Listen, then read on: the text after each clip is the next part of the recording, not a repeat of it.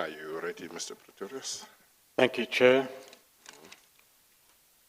The next witness will deal with the housing matter, and his name is Mr. Tsometsi. Yes. I have a file that doesn't seem to have his statement here, FS17. Is that the file I'm supposed to have? Yes, Chair. He doesn't have a signed affidavit. Okay. Well, I saw an earlier one, or rather I saw a file that had his statement, and I also saw one that had his... Yes, it's unsigned, Chair. The transcript. So, but you say I've got the right one here. I'll take you through what okay. is relevant, Chair. Okay.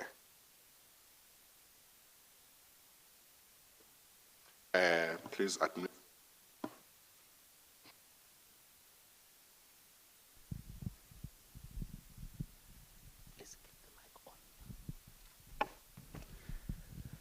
Please state your full names for the record. Muso Martin Thomas. Do you have any objections to taking the prescribed oath? No objection. Do you consider the oath to be binding on your conscience? Yes, I do. Do you swear that the evidence will give will be the truth, the whole truth, and nothing else but the truth? If so, please raise your right hand and say, "So help me God." So help me God. Yes, you may continue, Mr. Pretorius. Thank you, Chair. Mr. Tsometsi, there is a draft affidavit on record, but it hasn't been attested to by yourself. Am I correct? That's correct. In fact, it's a draft of the investigators. That's correct. But you did interview the investigators, and there is a transcript of that interview. I will just give the reference for the record, Chair. It's at FS 13, page 486 and following. You also gave evidence before a disciplinary inquiry, in fact on 2 occasions. You recall that? I think it's one occasion, but that's correct. Well, you were recalled, as I understand it, to give evidence very briefly. It's possible, yes. Anyway, those references are on FS 17, page 767 and following, and FS 18, page 441 and following. So if I may refer you to bundle FS 17, page 767, please.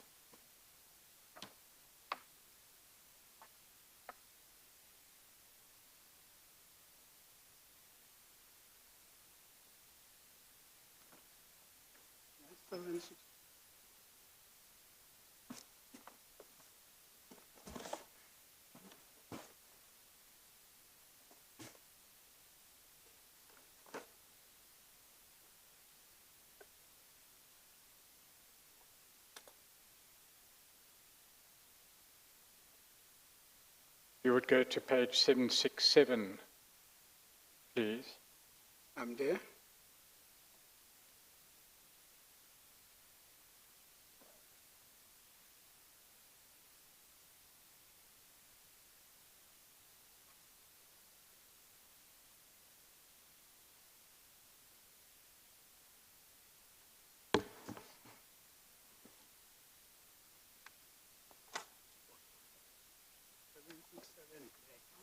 Yes, please.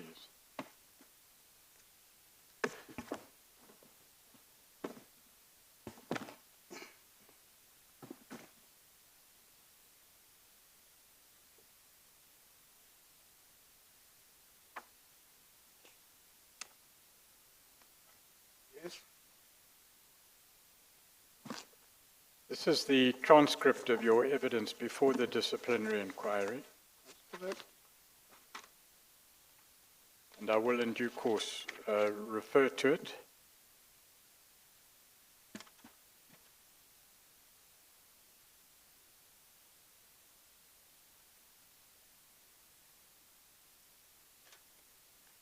During 2010 and 2011, Mr. Tsometsi, what position did you hold? I was Deputy Director General local government and traditional affairs. In the Free State Province. In the Free State Province. Yes. We know that there were various divisions and changes of name in the Free State Housing or Human Settlements Department. The 2009-2010 financial year, the department was called the Department of Local Government and Housing, which means it had one head of department and two branches, one for housing and the other one for local government and traditional affairs. And I was responsible for local government and traditional affairs. To whom did you report?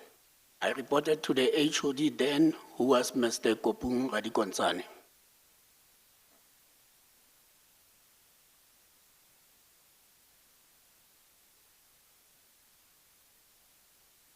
You have a B.Proc degree, I understand. That's correct? Have you ever practiced law? No.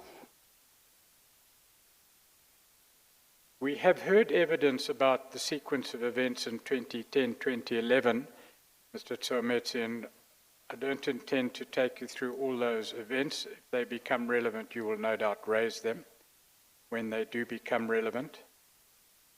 But as I understand it, and if I could take you, please, to FS 13. As I understand it, at some stage a meeting was called to deal with the question of underspending in the department. You recall that? That's correct? It's dealt with in Bundle 13.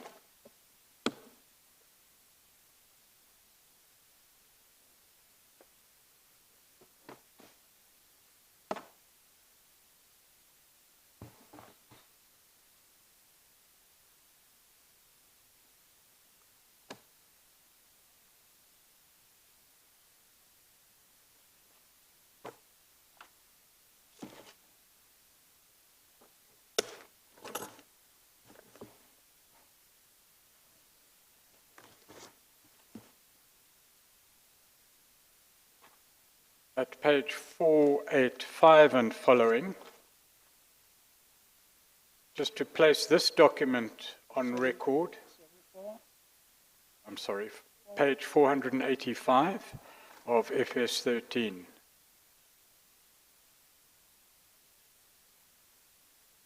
Okay. Now, you were interviewed by the investigators of the Commission during February of 2020, correct? That's correct. And what appears at page 485 of Bundle FS 13 and following pages is a transcript of your interview. That's correct. Once again, this interview deals with various matters, and to the extent that you take issue with the contents of the transcript, you of course may do so. But for the moment, we, at least from our side, are going to assume that it's a correct transcript. Yes. If you would go to page 497 of that bundle, please.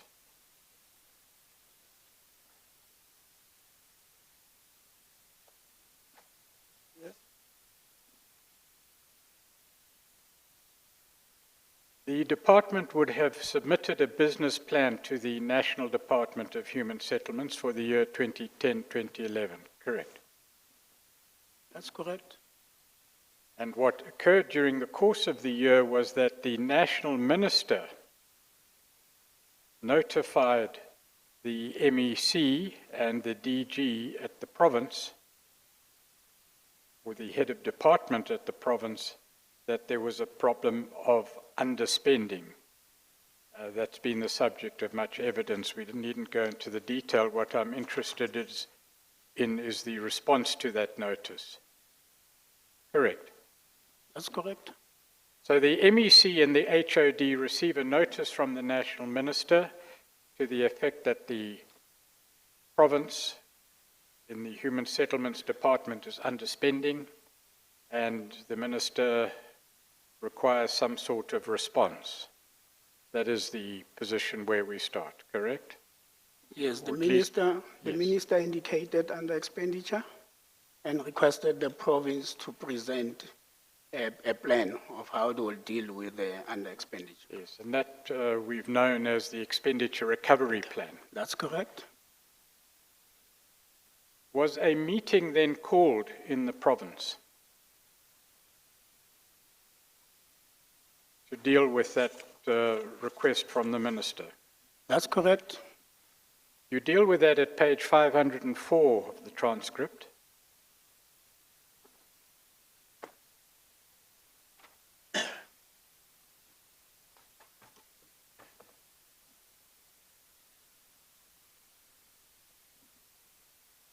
By way of introduction, you paraphrase the letter from the Minister at page 504. It's not really a quote of the letter, it's your paraphrasing of what the letter contained. You say the letter says, quote, "We are concerned, we are not going to spend, and normally good sir, in the event you do not have a plan, the money will be redirected to a province in need of additional funds or redirected back to the National Housing Office. Please present a plan."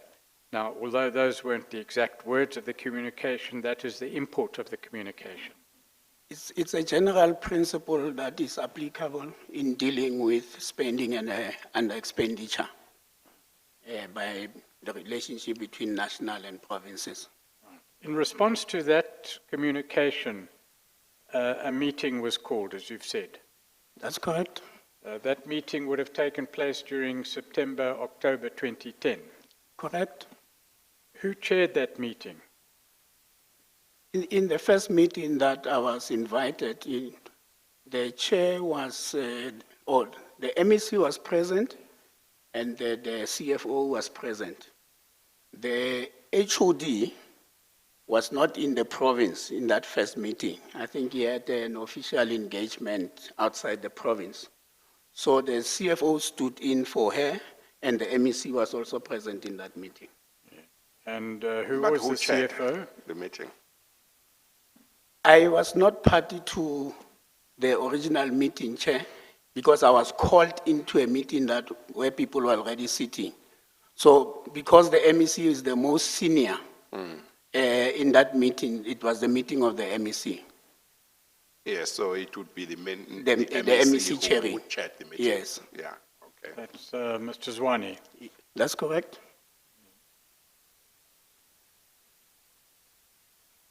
And you were present? I was called in then, yes, I was present.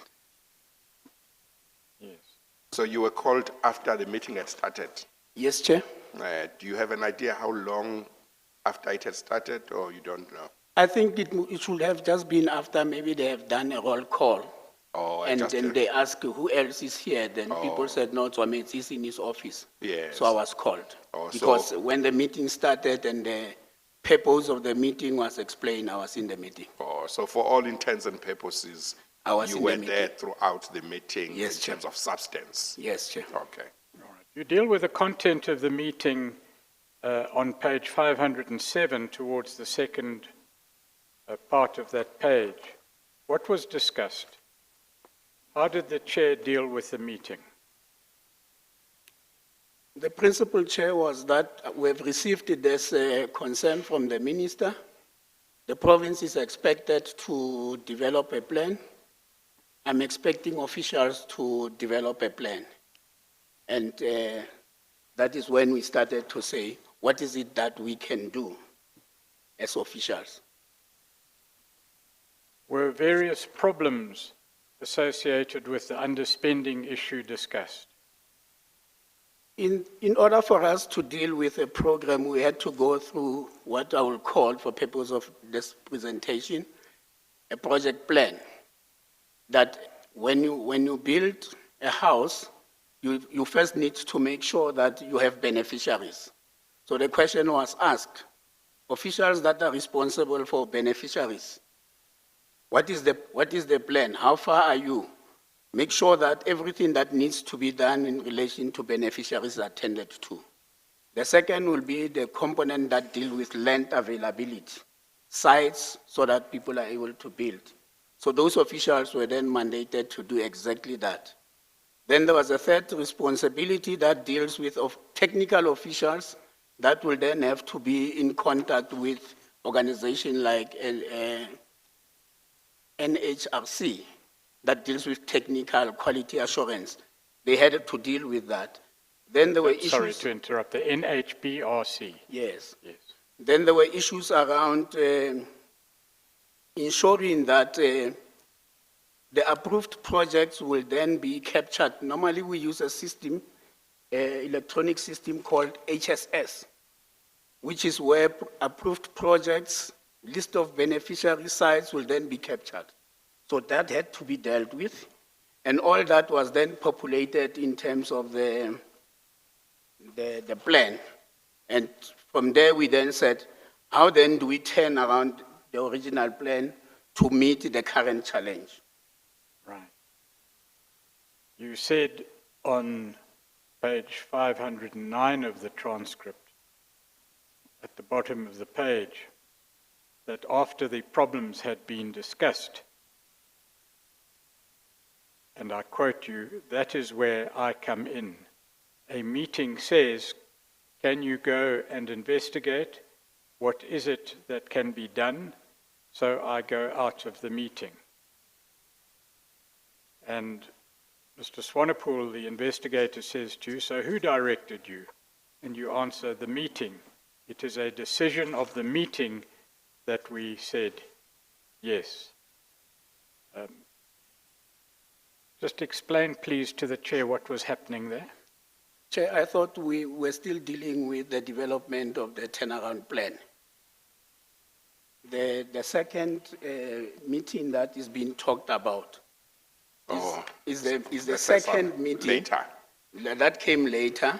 Okay. That was dealing with different scenarios. Oh, okay. So I will suggest that we deal with the plan, we conclude the plan, and then we'll go to the second phase, which is the second meeting that now dealt with the issues of advances. Yes. Yes, it's not clear from the transcript here that there were actually two meetings.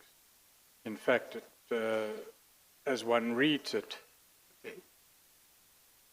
But is your recollection that there were two separate meetings? There were Or more more? than, there have been many meetings, There were many Chair, meetings. But for the relevance of what we were talking about is Yeah. where the MEC was present. Yes. Remember, we will then be going as officials Yes. to develop this turnaround strategy Yes. and look into technical issues So let's go back then to that meeting. to the plan. Let's say there's this meeting that you have testified about, Yes, which was chaired by the MEC, yes, where the HOD, Mr. Mkwena, was not present, yes. and the CFO stood in for him. Yes. Now, that meeting, did you say that it ended on the basis that a turnaround plan must be developed? That's the one, Chair, I'm talking about. Yes, yes. And different people who were attending the meeting had different issues to attend to. That's correct, Chair. Okay. What part were you required to attend to? In that, and there was no part. You had no No, role in that, one. I had no responsibility that In I regard had to to that follow one. up on, Yes. at that stage. Okay. Yes. So who were required to do what in terms of that meeting about the turnaround plan? Like I said, Chair, in that meeting, it was executive managers. So it was chief directors in the main. Yes. So the chief director who's responsible for the area that deals with land issues was then commissioned to go and look at those. Yeah. The chief director responsible for technical issues, engineering services, was then given the responsibility to deal with that. The chief director that was responsible for planning and consolidation of all this information, I think Matatwa was for planning. The chief director for technical services, Mamiki Mukhele, and then the director for technical services, engineering, I think it's in Tatekoloi. So those were the type of colleagues that had to go and deal with responsibilities according to their job description. And the responsibilities that they were given, the tasks that they were given, those were intended to form part of the turnaround plan. This consolidated They turnaround. would consolidate and put Yes. together what the product of what they were going to do. Yes, Chair. Okay. So the meeting ended on that basis. Yes. Was there an arrangement as to timeframes to say how much time did they have to do this, by when the turnaround plan should be ready? That was the first decision that was taken in that meeting. The second decision was that we are going to be meeting weekly, and then we will produce this document and we'll present it to the MEC and the HOD for their approval. And then based on the approval or disapproval, we'll then take the process forward. So we were then meeting almost on a weekly basis, and on a fortnight type of arrangement. Then the MEC will then come and see what is the progress in relation to finalizing the plan. Now, in the second meeting when... Or before the second meeting, this first meeting you say was around what, September or somewhere in September? Yeah, just September, early October, somewhere around Yes, that, if I okay, remember. okay. Yes. And then you say from then on, you had weekly meetings We had, as without officials. without the MEC? Yes. And then you had bi-weekly meetings which involved the MEC? Yes, Chair. And the weekly meetings, did they involve the HOD? No, did. the weekly meetings, if he's available, Chair will come, but in the main, it was us Oh, as okay. officials Okay. that are consolidating this. And he would be present at the bi-weekly At the, meetings? yes, because those will then be the meeting where we are now expecting the buy-in Yes. and the approval. Yes. At a certain stage, I guess the turnaround plan became ready, is that right? It became ready. It How was long then- after the first meeting did it become ready? I think more or less? within a space of 2.5 weeks, Chair. Yes, Because remember, all the information was available. yes, Project had been approved. yes, A contractor had have been identified and approved. yes, So it was a question of saying, how do we make sure that we fast track spending Yeah. in relation of the different milestones? yes, yes, Taking into account that we are only left with November, December, and January. yes, And utilizing that period, develop a turnaround plan and ensure that when it is approved, we go and we present it to the list of approved contractors.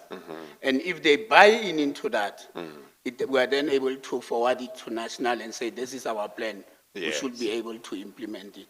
Okay, Mr. Pretorius, do you want to take it from These there? meetings that took place on a regular basis, were these the so-called war room meetings? Yes, And you say every second week they would be chaired by the MEC? second week, yeah, by the MEC or the HOD. Correct.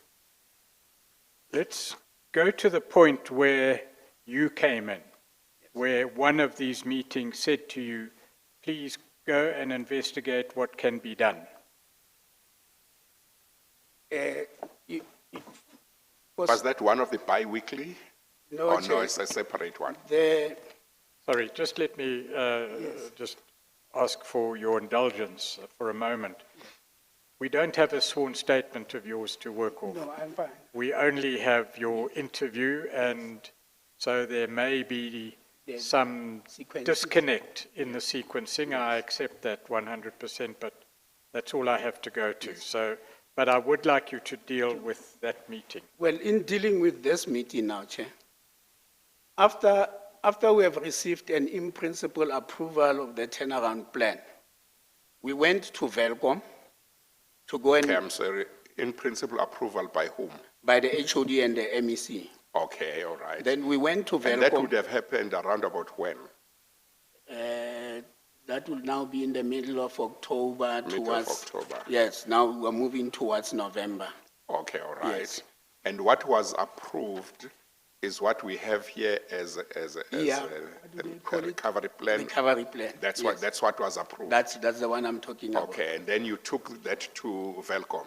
So the recovery plan had an implication for the implementation on contractors, because you needed to get their buy-in for it to be realized. So that is the reason why we had to go to the meeting of Velcom and meet with contractors.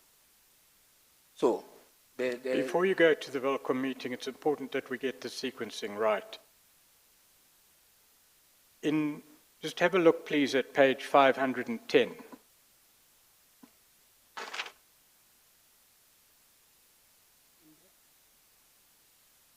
The top of the page, you say, all these things that I am talking is now resolutions of the meeting to say, we need to have a plan on this element. So people must go out within the next 5 days, get what you can get so that you develop this implementation plan.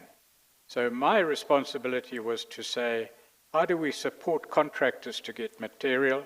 And then you say, I called the Department of Human Settlements in Gauteng. They told you about the relationship with the builders market. And after that, the meeting was called at Velcom. No, Chair. And that's what this transcript says, but we're asking for your evidence. I'm saying the meeting of Velcom Yes. dealt with the issue of the implementation of the turnaround plan. And that meeting raised certain issues. Just one by sec before contractors. you proceed. Yes. The turnaround plan or the expenditure recovery plan. Yes. Expenditure. Let me. maybe we should Expenditure recovery plan. Yeah. Expenditure Let's recovery. stick to the same terminology. Yeah. Yeah, I will also Otherwise, get- somebody who reads the transcript will be confused whether we are talking about something else. So Yes, the Chair. expenditure recovery plan, Yes, Chair. the contractors would need to buy into it because it contemplated work being done, the building of houses during the December holidays. Is that right? That's correct. That's why you needed their buy-in, Their buy-in. among other reasons. Yes. Okay, all right. So you go to this meeting at Velcom, and this is a meeting of officials of the department And the MEC. and the MEC with the contractors. Yes, Chair. Okay, all right. Continue. And at that meeting, But before you go to that meeting, I know you will continue in due course. When did you speak to the Department of Human Settlements in Gauteng, before or after this meeting? after this meeting, I will explain what triggered Yes. Yeah. this. So we go to this meeting, then contractor raises 3 pertinent challenges that they are confronted with.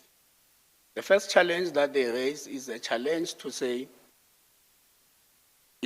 we are going to the festive period. Availability of material might be a challenge. Secondly, they have a challenge of access to finance.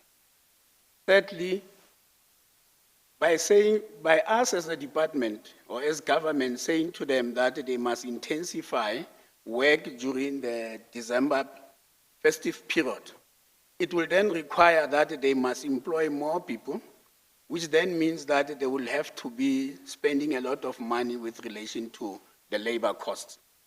So those are the issues that they are raising. So we take note of those issues, and we came back to Bloemfontein. And this meeting that is being referred to then took place. Now, the issues they raised, is it the fact that they might have to employ more people and the fact that they would need money and the fact that there might be challenges in getting material? Those are the 2 issues they raised. Those 3 issues that are okay. emerging out of All right. contractors. Continue. Which contractors were invited to the meeting? The contractors that are linked to the project recovery plan, that will be the contractors that were appointed and approved as contractors that are implementing projects of 2010, 2011. You say they were appointed. That's my assumption. Who appointed them? Then the normal procedure of appointing chair in the department, just to go back a little bit, 2009, 2010, whilst we're still that department I've talked about, we issued a tender, or even before then, I think, yes, 29, and we issued a tender and we requested PwC to assist us to develop a database and to be able to create different categories of contractors according to their functionality. So that will then have been from a database that was utilized during that period. But this database... You said during 20 or 2000 and... Chair, the 2004 to 2009, it was an administration. After the election, it was a particular administration. So during this period of this administration, we issued out a tender with PwC that developed a database to run housing for that period. Oh, okay, all right. So in 2009, it then expires. It means you need to re-advertise and get a new tender to be able to develop a new database. A new database. So that is the process that will follow, informed by the supply chain management.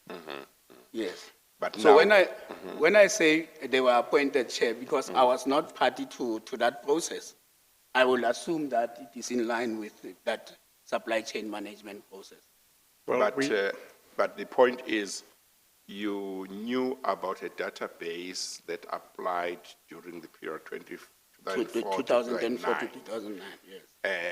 You don't know whether there was a database that was appointed after that, Yes. but you assumed that there was. Yes, that if I say contractors are appointed in human settlement, Yes. I assume that it had followed that process. Okay. Well, we know from evidence given in the last week, Mr. Tuametsi, that in 2010 a new database was formed. Following the same process. No, not following any competitive tender process. Well, following a tender process that was abandoned. That's what happened in 2010. I will not understand, Chair. My understanding of a general principle is that the accounting officer will implement the supply chain management policy of a department. And it will then require that you should go out and advertise. And then through that process, you'd be able to develop.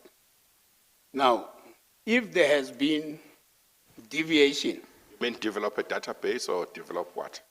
To go the same process that we had gone through 2004 and 2009. To develop a database. Yes. Right. Now, if there has been a deviation from that process, it should be a deviation that is approved by the accounting office. So I'm not so sure, are we talking about him deviating from that normal process and approving the deviation, or what are we talking about? Mr. Tuametsi, we're talking about your knowledge. Yes. I don't know anything. Not your assumptions for the moment. We I have don't been have told that in 2010 there was indeed a public procurement process that was initiated. The tender period expired, the tender validity period expired, and the tender process was not reinstated or corrected, it was abandoned. And a database was then compiled from various sources, a new database in 2010. That's what we know from the evidence. Do you know that that was not the case? I don't know. So I'm asking then, this database that was used to inform the selection of contractors to be invited to the Welkom meeting. Do you know where that came from? The database. Well, It- all I'm saying to you is who was invited to the Welkom meeting? I've just said it's, my assumption is that it's contractors that were approved to implement projects that were contained in the expenditure recovery plan. Yes. Now, what I'm saying is who appointed those contractors, or how were they appointed? And I've just explained, Chair, that my knowledge is that they get appointed through the process of going out on tender, developing a database, selecting from a database, recommending to the MEC that this is the contractors that must be appointed. Well, Shouldn't your answer, Mr. Tswametsi, be you don't know, because you don't know even whether there was a database? I You had said assumed. that. I had said that, Chair, but Yeah, it you looks like don't, that you answer don't know was how not they were accepted. appointed. They were invited, is that right? Yes, You- at the you- Welkom meeting, they were invited. Yeah, they were invited, but how they were selected I to don't know. say who must be invited, who must not be invited? I don't know. That you don't know. Yes, it was outside Yes. my, You assumed Yes, Chair. that they must have been on a database. Yes, Chair. But whether that is so or not, you don't know. I don't know, Chair. yes. Mr. Tswametsi, notwithstanding the fact that witnesses might be taken to task for saying, I don't know, sometimes it's a legitimate answer. Where I can help, I will be more than willing to assist Thank the you, Mr. commission. Tswametsi. Anyway, we know that contractors were invited, attended the Welkom meeting, and you then, after that meeting, went back to the war room. Yes. And was it at that stage that you were given a task to perform?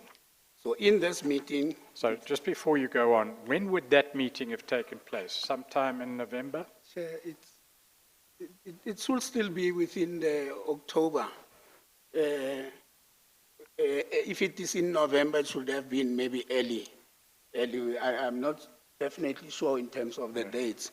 But it is at this meeting that now we are reflecting on the outcome of the meeting of Welkom. And Who was attending this meeting? the meeting there? was chaired by the MEC, attended by the same team that the HOD was there. So it was the meeting of the MEC and the HOD, and the CFO was there, and myself, and all these colleagues that I've referred to as part of the executive management. So it is in this meeting that And the CFO was Ms. Lamine? Medlamine. Yeah, Yes. okay. So in this meeting, we then discuss and reflect on the issues that have been raised by the contractors. So the MEC asked the question, why can't we support contractors and get material for them? Because it is clear that if we are able to meet them halfway, they will be able to participate in this project and will be able to go a long way in delivering on the commitments that we have made. Yes. So following on, if I may just interrupt you to get the sequence right, your evidence is that following on from the Welkom meeting, there was presumably a report back to the war room, and the MEC then came up with that idea. We came up with that question. Right. Then in that meeting,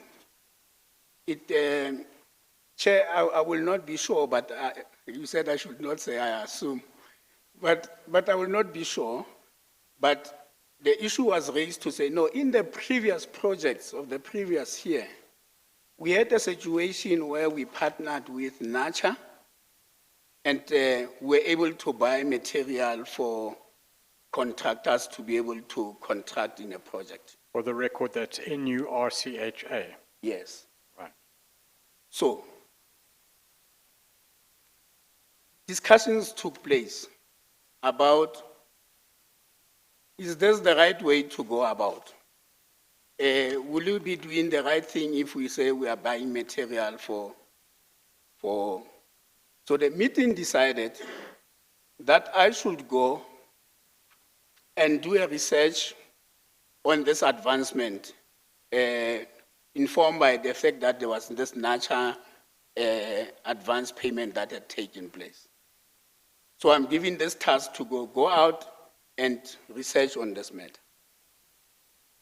So that is where I started this research that I was talking about. As I understand it, the context in which that mandate was given to you was the tabling of a proposal or an idea that the contractors be helped in some way by prepayment or some other means. And you were told, please go and research this matter. I understand that that would have been a factual research that you would, piece of research you would do. You would Research go whether, and see how it can be research done. whether it has been done with nature, that will be the first thing. And secondly, as to how can it be done.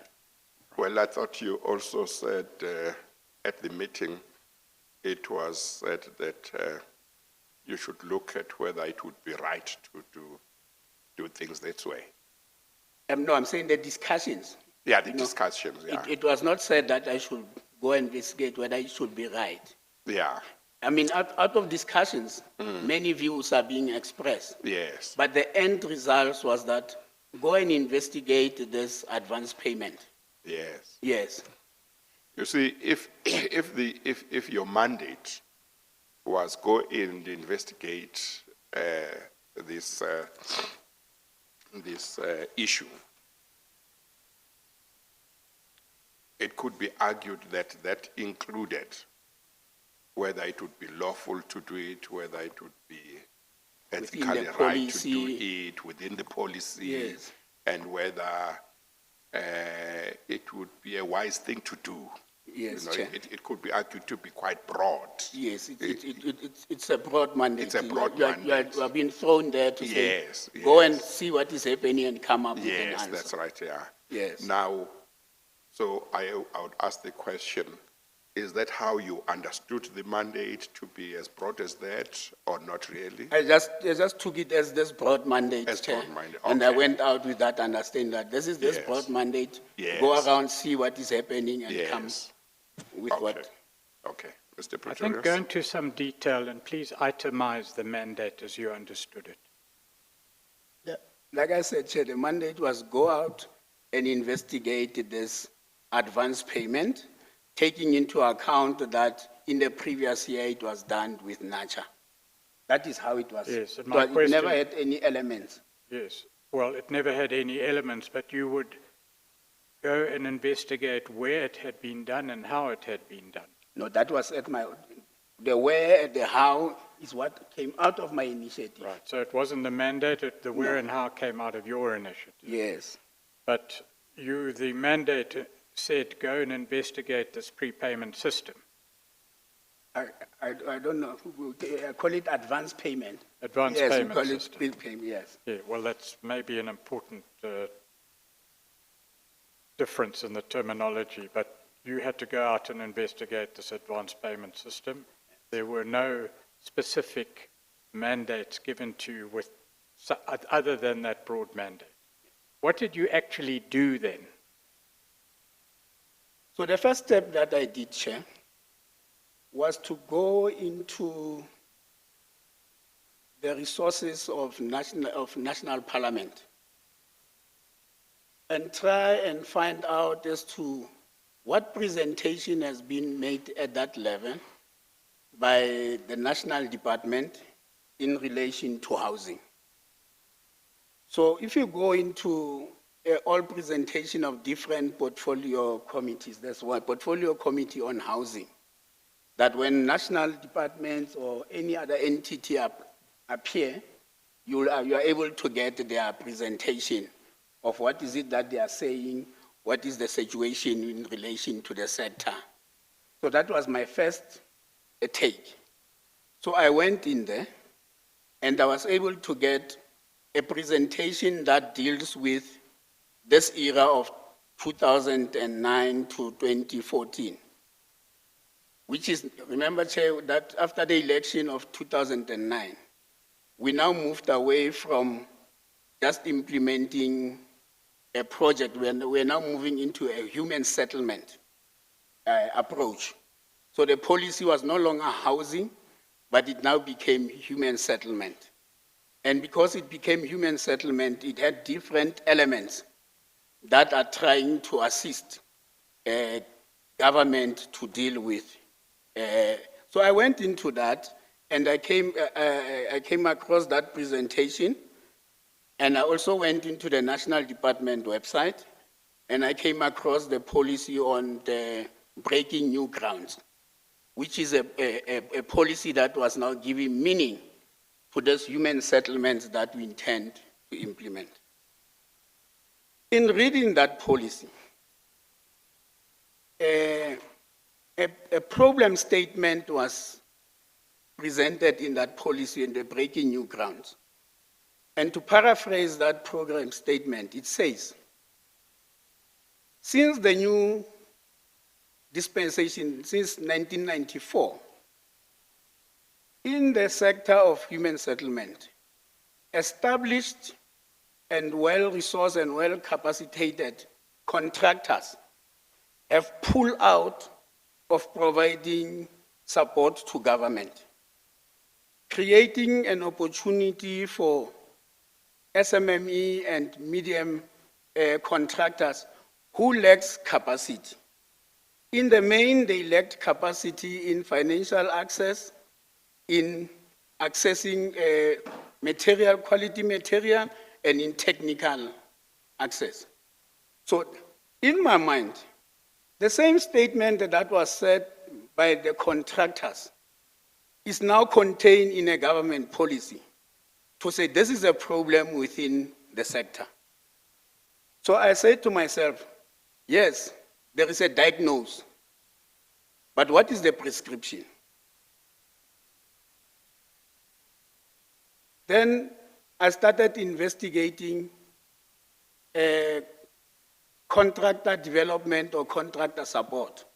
Who is doing that in the country? Is there something like contractor development or contractor support? So I came across partnership established by Human Settlement Department of Gauteng.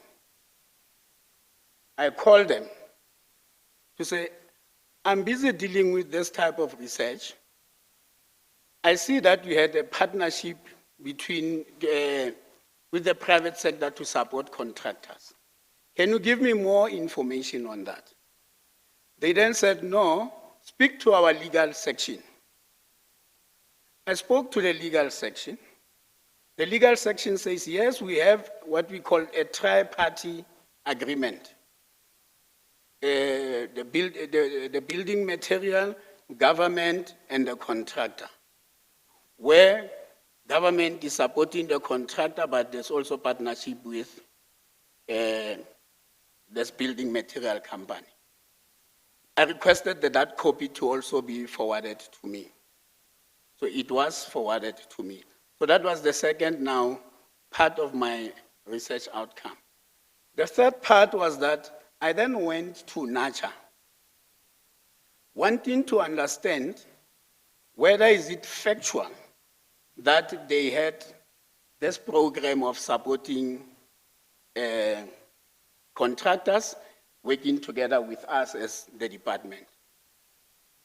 When I went to them, Chair, it is at a stage where they were closing the offices of Free State, but there were still officials there.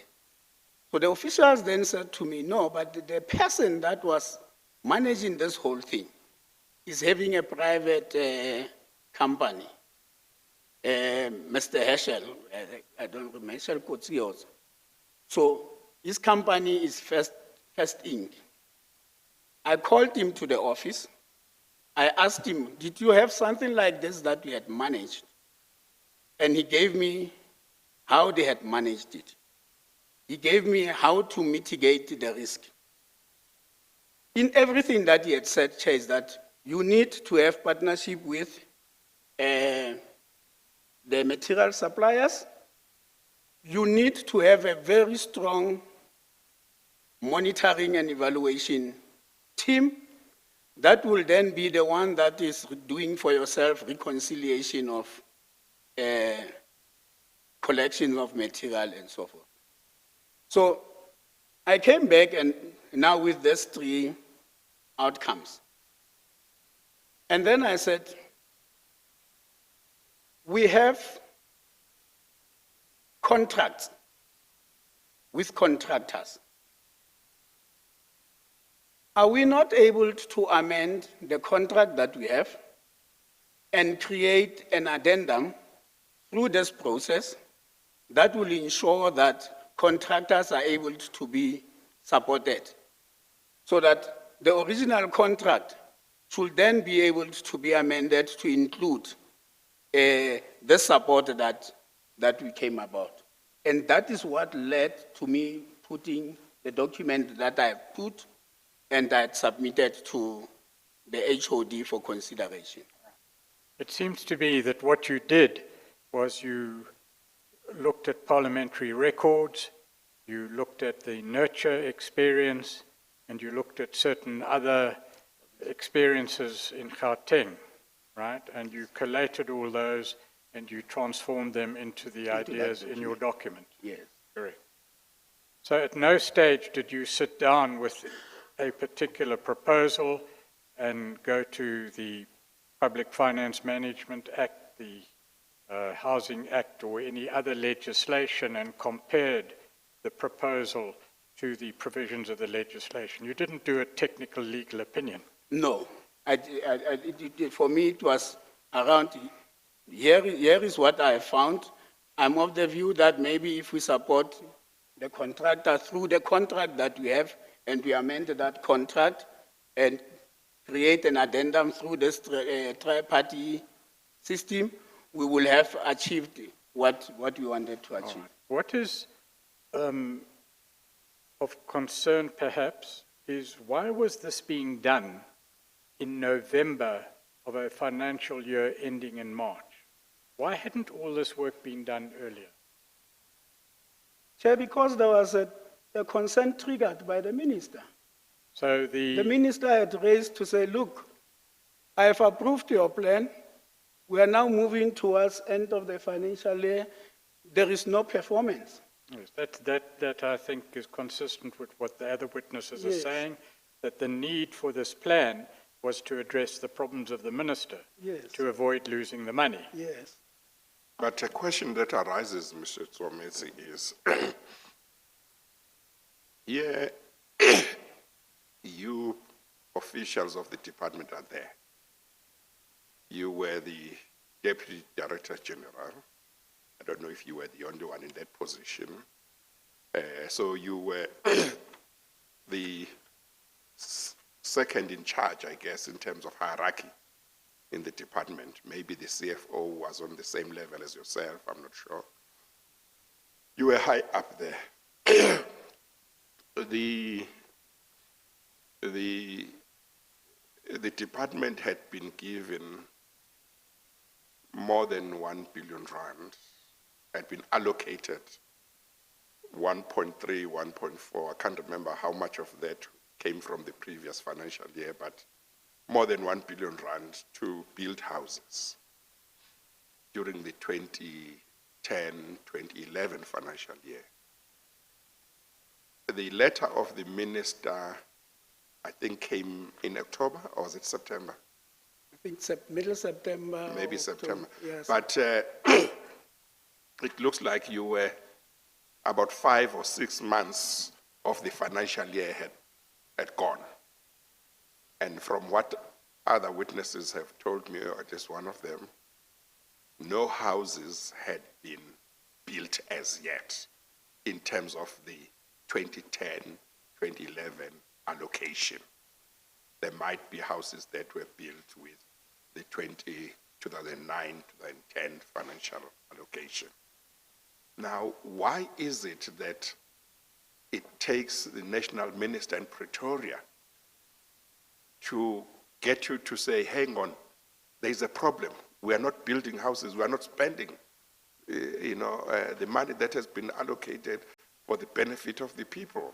Why does it take somebody in Pretoria to say, hang on, what are you doing?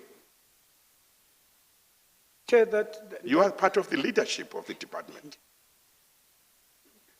I think, Chair, there's two factors that I need to bring to our attention. The first one is that this department was in transition. In transition in the sense that now there was a determination to say you are now having two departments, which means you are now going to have two heads of departments. Now that's number one. Number two is that when you created that department, the people that gets to be transferred into human settlement is not a total well-oiled, well-capacitated department. Because remember, the departments will have different, you will have corporate service, for example. When this transfer took place, corporate service did not go with it. So they needed to create their own new corporate service. So the capacity was an issue with this department, number one. Number two, Chair, I don't know whether it was put before you that there was a court challenge by contractors who were allocated for the previous 2010, who took the provincial government to court because of the delays in allocating and appointing them. So there was also that legal matter that was dealt with. So yes, the delays are the delays that are internal through this, all this, dealing with all these challenges. And the impact of that is therefore this delay, therefore that, like Mr. Pretorius now says, that including the management of the SCM, it ended up expiring. I mean, immediately it expires, it then means you are confronted with a challenge of how now are you dealing with SCM when you have allowed this process to also collapse. Now, Chair, the point you may then be asking is to, these things that you are saying, why didn't you say in the department? Yeah, it's like the whole department was asleep. Yes, that's what I want to come Until to. Mr. Esekwale in Pretoria said, wake up. That's where I want Can't to you come see what's happening? That's You where are I not want to spending come money, you are not working. Yes, that's where I want to come in, Chair, to say, I was not a DDG for both legs. Yes, you are in traditional affairs. I was on traditional affairs. And maybe you can be forgiven. Now, that's where I'm coming to say, these issues that I'm talking about these issues as second-hand You issues. were not under housing. Yes. You were not dealing with housing. I was not dealing with housing. The Yes. only time I came to now start getting involved in housing is when I was called into that meeting for the first time, the one that we have dealt with. Yeah, it's worrying. I mentioned it to one of the witnesses maybe on Friday about the lapsing of the tender validity period. I said, but the people who were involved are supposed to have made a judgment call at a certain stage, because I was told that there were too many bids that had been put in, and dealing with them and processing them took time. That's why the period expired before the relevant committee could make the necessary decision. But I said, somebody should have made a judgment call to say, if we have got so many bids, we won't finish within this time. Therefore, we need to ask whoever has the authority to extend the period before it expires. But it's like people were sleeping. You will have heard, Chair, that I had said in that period of 2004 and 9, we went out on tender. But we also appreciated the fact that we do not have capacity internally. And that's why we had appointed PricewaterhouseCoopers to be the one that is handling this volume. Because obviously people will have interest, and the volumes will always be there. So that is why we had appointed PricewaterhouseCoopers to be the one that collate all this data, prepare it, present it to us, and for us to then accept it, and if it is approved, then it became our database. Okay. Mr. Pretorius? Thank you. During the latter part of October, the beginning part of November, and perhaps further into November, you had two documents that have been relevant to the evidence that we've heard this week, perhaps last week. The first is the document that you prepared that was signed on the 25th of November, 2010. The second was a document we've referred to as the Expenditure Recovery Plan. It was actually a slide presentation. Correct. The one that you were involved in developing was the document, let's call it the 25th of November document. I will say I was part of both.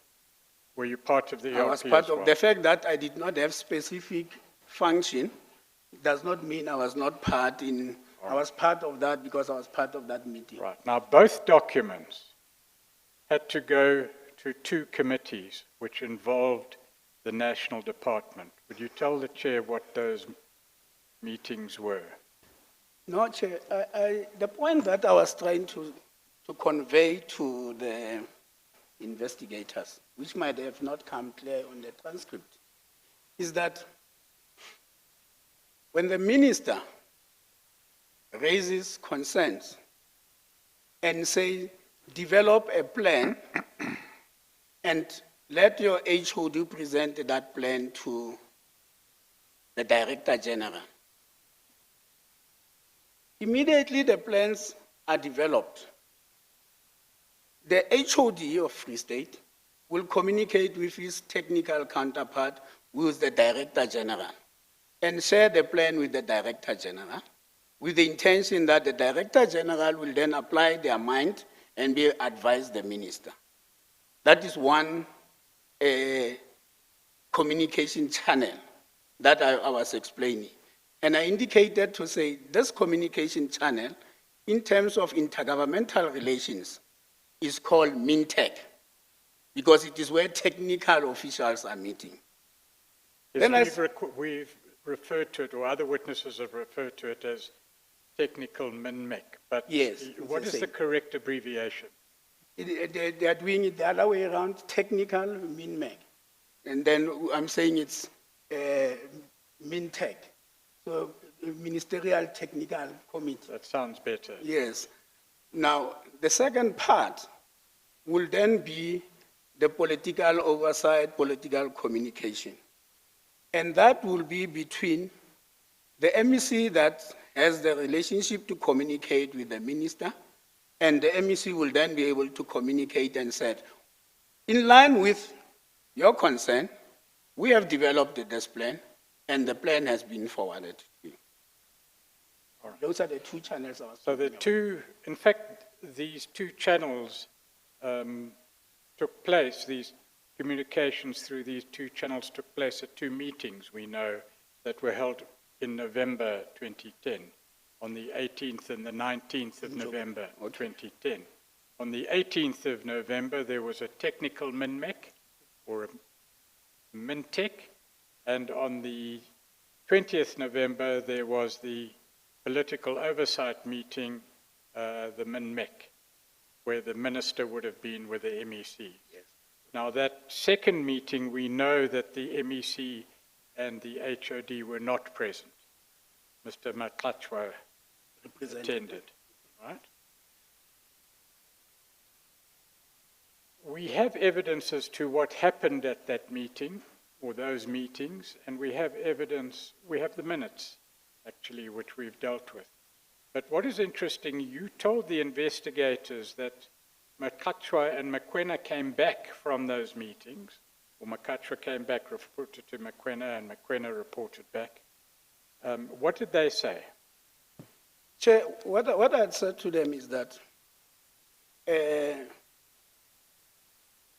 the approval to implement the expenditure recovery plan, even as I'm seated here today, I've never seen any documentation confirming that what you are proposing as a plan is not acceptable to us. So based on that, I assume that there was approval to implement. Then I also said, Chair, that there's a letter that I've seen where the minister was now threatening to take the money. That was written by the HOD to the Director General. And when you look into that letter, somewhere it says,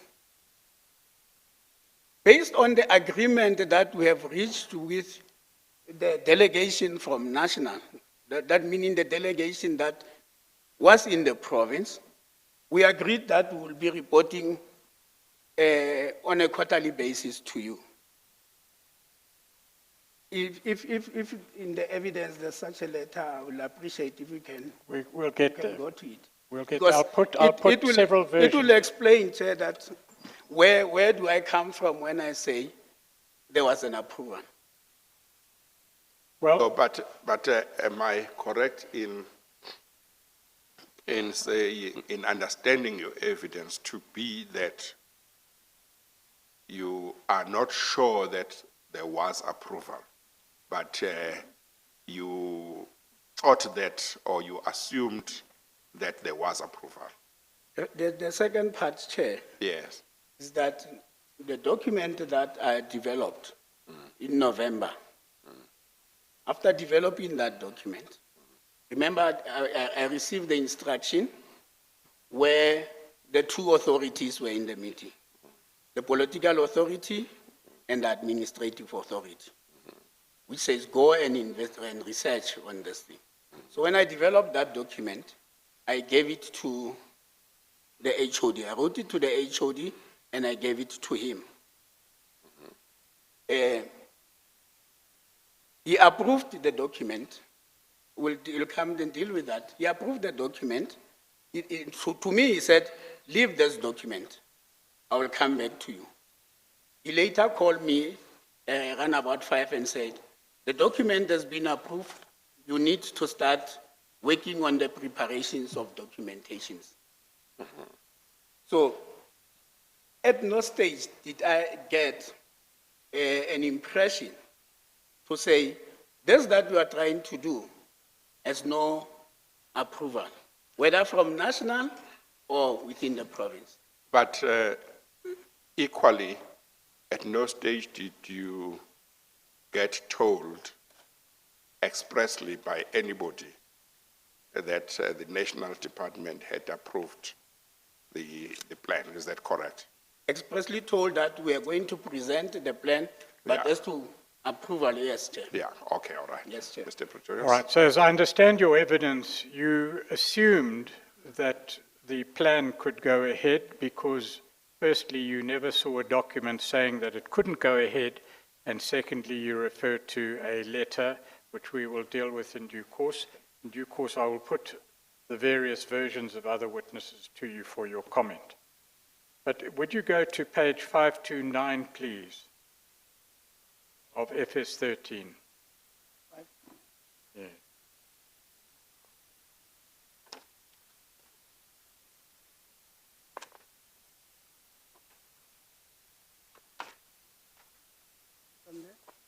You see at line 9, you see line 10 there in the left-hand column. Yes. Mr. Tsometsi says, yes, so him and the HOD, it was Kaiser, that's Mr. Maklachwa, is it, who was responsible for planning and development, and the HOD, then they had to go and make that visitation to national. Mr. Gerard Sonapul at Mintech, Mr. Tsometsi at Mintech. Gerard Sonapul, yes. And Mr. Tsometsi then says, that's yourself, yes, in response to that letter. Then they came back and said, we have approval, we can go ahead. Are you with me? Then we started to implement the project, so that is my book where I was involved. Is that a correct statement? That's the approval. I was just indicating to Chair that it was assumed. No, but there are two versions. No, I'm saying that is the approval. To say, I assumed that No. they have the approval. Yes, but what you say here, what you recorded as saying here, page 529, Mr. Tsometsi, is something different. No, I accept. It's not an assumption. It says you were told. They came back and said we have approval, we can go ahead. Can we now accept that they didn't do that? You assumed. I accept. Okay. Well, Mr. Tsometsi, how can you now say you assumed? Because when you were interviewed by the investigators here, they asked you specifically at page 529, Yes. line 21, Mr. Swanepoel says to you, that statement that you made now, are you 100% sure about that? Yes, Chair. And that's the statement that you said they told you that there had been approval. Yes, Chair. And your response is and then he says, are you categorically telling us that Kaiser and Gift came back from Mintech and said they had approval? And the transcript says you responded, yes, I am saying so. Then Mr. Swanepoel says, is there some document saying that somewhere? And then you say, Kaiser and Gift will be able to provide it. Then Mr. Swanepoel says, okay. Then you repeat, you say, yes, I'm saying so. Yes, That seems very categorical. that's the category that I was explaining now, Chair, which you ultimately corrected me to say, I am assuming. Remember? Yeah, yes. But my problem is, if you had said there was approval, and you didn't say they said so, and the investigators left it at that, and then you now say, you know, during the interview I said there was approval and the issue was not taken further, but actually I have reflected, there was no approval that I'm sure about. I assumed, because of the following facts that were known to me, that would be different. But here they take the trouble, that is the investigators, to give you a chance to reflect whether you want to say to them you are sure about what you are saying, or to say, look, I'm not sure. They say, are you 100% sure, categorical? You say, yes, I'm saying so. So what I'm putting to you is, it doesn't look like, it looks like you were very categorical here. You were not making an assumption. Yes, What do you say? yes, Chair, I'm saying, and I was trying to justify what is the category in terms of the investigators when I said, yes, ask Kaiser and Gift, because they went to the Mintech. And secondly, like I said, Chair, even when I'm seated here, I do not have anything, and I've not seen anything that says this is not approved. But based on what we have said, Chair, it means I was wrong in being so categorical with the. Yes, but my concern is that you seem to have had every intention to say what you said. You were given a chance to reflect whether you really wanted to say they told you that there was approval. You were given a chance not once, not twice, more than that, and you persisted in saying that's what you were saying. So why were you so categorical when you knew you were not sure about this? Well, Chair, I think it was more of an emphasis, and like I'm explaining now, what led to that category. But I'm prepared to concede this to say, yes, it must have been an assumption and not a categorical approval. Mr. Pretorius?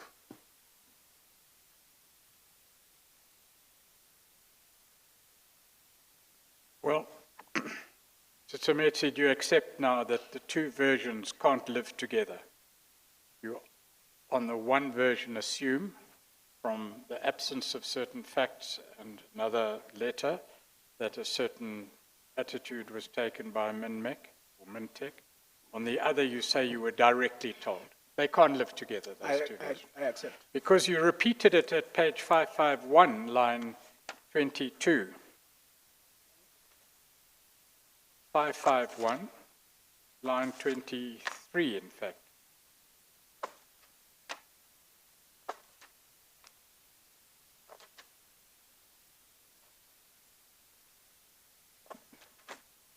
It's actually line 22. In the context of the Mintec and the Minmec meetings, Mr. Tsometsi, you say, sorry, do you have it? 551, black numbers?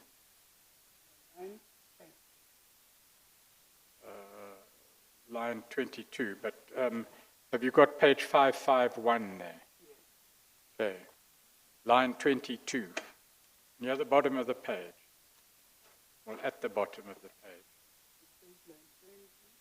So go 2 lines down. Mr. Tsometsi, they went, Gift and Kaiser, they went as people that are going to do that presentation for all these elements, and then they came back to say there's no problem. Yes, that's the same as the earlier reference, yes. But you say that's wrong. Yes. The fact that they went, yes, correct, they went. The fact that there was a categorical approval, it was an assumption. Yeah. All right. In any event, the plan was then implemented. You say that at page 530, at the bottom of the page. What plan are you referring to there? Is that your plan in the document of 25 November? The expenditure recovery plan and the document of November. So both those, as I understand your evidence, though, both those were prepared in order to ensure that money was spent and money was not taken away, and they worked together in a way. Yes. Correct. At page 531, of course, you left the department at some stage during this period. Yes, Chair. Because, Chair, there was, like I said, there was this restructuring. The two of us, me as the Director of Local Government Traditional Affairs, and my colleagues who was the Director of Housing, we were both removed from our positions, and we started working with the two HODs, just as support, waiting to be placed because of the reconfigurations. And in December, I then received my letter to say, you are transferred to agriculture. And that is the time when I was to be transferred to agriculture. All right. So you didn't stay through to March 2011 in the Department of Human Settlements. I'm just wanting to explain to the Chair why your evidence in relation to the events ends there. Then, Chair, upon receiving this letter to say go to agriculture, the position that was said I should go to, there was already a person in that position. So I had issue with, how do you take me to a department where there is a person already in the position and expect me to go and remove the person and occupy his position? So effectively I was then allowed to say, okay, wait, we will then revert back to you. And that is the period. So that's basically what had happened. Yes, to me. you say that on page 531, you say, yes, where I now move to agriculture. Yes. But in that context, you say 5 of my colleagues get to be fired, and you ask the question, why not you as well? Okay? And Now- in fact, you said that in the inquiry. So now I'm in the Department of Agriculture. That's 2011, 2012, I think. A new MEC and a new HOD come in human settlement. It's no longer Ntatezwane. I think there was a reshuffling in the province around about March, February, March, I think, somewhere around there, where he was also now moved to agriculture. The HOD for human settlement moved to the municipality. Now, there's this disciplinary hearing with our remaining colleagues. And I'm required to come and give evidence, to give exactly what I'm giving now in the disciplinary hearing. And my take was, why am I on the other side? When what these people are being charged with, our central working with them to make sure that we achieve this. So yes, indeed, that is what I put in the records at the disciplinary hearing. And that's what I had repeated with the investigators. Can you give any explanation why the 5 relatively junior officials were targeted for discipline, but not others? I will not have raised it in the disciplinary hearing if I knew. A perception by doing that has now been created that we were the protected one. And these are the goats that must be slaughtered. So that's the perception that has been created, and that's an albatross that we are living with. But it's not nice when people that you have worked with, people that you were in one meeting up until the solution gets to be implemented, gets to be fired. On a daily basis, on a weekly basis, you meet them. They are getting in and out of hospital, of stress, to an extent that one of them ultimately succumbed and she passed on. It's not an environment that is conducive to still be saying, you are an official, you are not charged, the rest are charged. So it's this perception, Chair, that we are carrying, because look at what happened.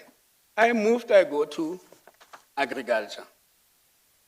The HOD goes to the municipality. Later, when there is changes in the political changes, the MEC moves to agriculture together with the CFO. So anybody that is standing out there and looking at these things will come to that conclusion. And I will not have an answer, but that is why I had raised this issue in that meeting. To say, if this is a disciplinary hearing, I think I'm sitting on the wrong table. I'm supposed to be sitting with these people because I worked with them towards achieving the solution that they have implemented. Who made the decision to remove you or transfer you from human settlements to agriculture? My letter came from, like I said, I was in local government and housing, I was reporting to Radikonsani. So my letter was signed by Radikonsani. He was the HOD. He was the HOD at that time. At the time. Yes. Hang on.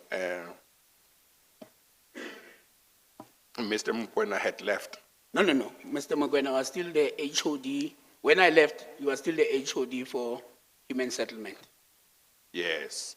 But you were at human settlements, you were at the Department of Human Settlements, which had come together with another department, isn't it? No, sir. Yes. I remember I had said... You had traditional affairs at some stage. I was DDG, local government and traditional affairs. That's the separate department. No, within the department that was called Local Government and Housing. Yes, okay. Then come the election. Yeah, Then government reconfigured itself. yeah, yeah. And in reconfiguring itself, it created two new departments now. Department of Local Government of COGTA. Now it Yeah. gets called COGTA. Yeah. And the other one gets to be called Human Settlement. Yes. So HOD Radikonzani was the HOD under COGTA. COGTA, yes. And I was the DDG under COGTA. Oh, okay. So, so as at the last few months of 2010, I was when you were taking part in the meetings that we talked about, yes. you were not at Human Settlements. No, not at all. You were in a In separate COGTA. department. Yes, Chair. You were just brought in Brought for in- whatever reason. Yes, Chair. Oh, okay. Yes. Okay, now I understand. Yes. Okay. But of course, what it means is that with regard to why you were not disciplined when others were disciplined, there is the distinction that they were in a department which was not your department. You were in another department. Whoever needed to, it would not have been the same person to take a decision to discipline those and to discipline you. It would have to be different Yes, people. but I'm still a public servant in the provincial government of the Free State. Yes, I So- accept that, yeah. So if there was discipline to be implemented, it would have just taken a letter from either the accounting officer or the MEC there to say, you, in your department, you have an official who participated in this thing, and we are therefore requesting that he must form part of this discipline. Yes. The same way as they were able to send a letter requesting me to come and give evidence. Yes. They could have done exactly the same thing Yes.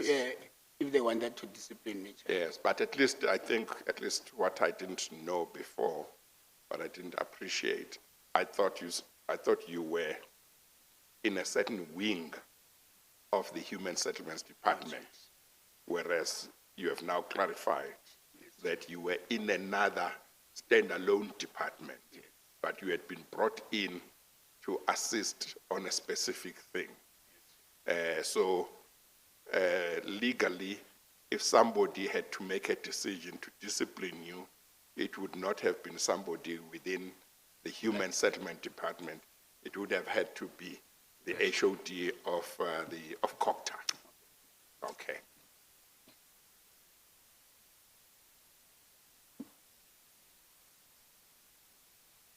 You would go please to page 534 of FS 13. There, the investigators were discussing with you the implementation of the plan, and I'm referring to the 25 November document here. And Mr. Swanepoel asks you, in other words, you were going to, or you were planning to pay companies that were not vendors of the department. As I understand it, what he was putting to is that suppliers that you were going to pay as part of the execution of the plan were not on the database of the department. Yes, the point you are saying, Chair, was that these material suppliers that we are now saying you are going to pay are not on the database of the department. Then I said to him, no, these material suppliers that we are paying are material suppliers that have entered into an agreement with the contractors that we have legally, I'm using that term now, like I've been corrected to say you don't know where the process followed, that have been legally given contracts. So we are assisting those people because we have a legal relationship with them.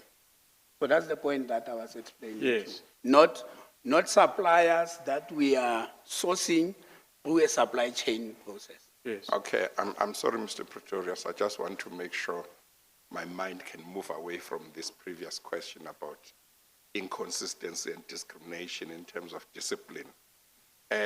So going back to that issue, so why is it that the Human Settlements Department invited you to their meeting to discuss the response to the national minister?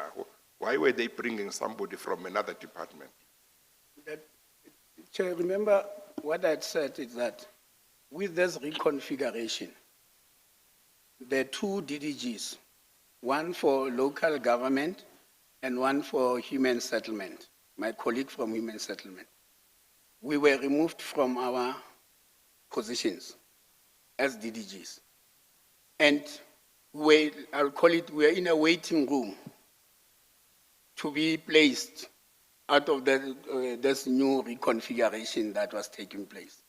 So HODs will use us as and when there's issues that they need to be attended to.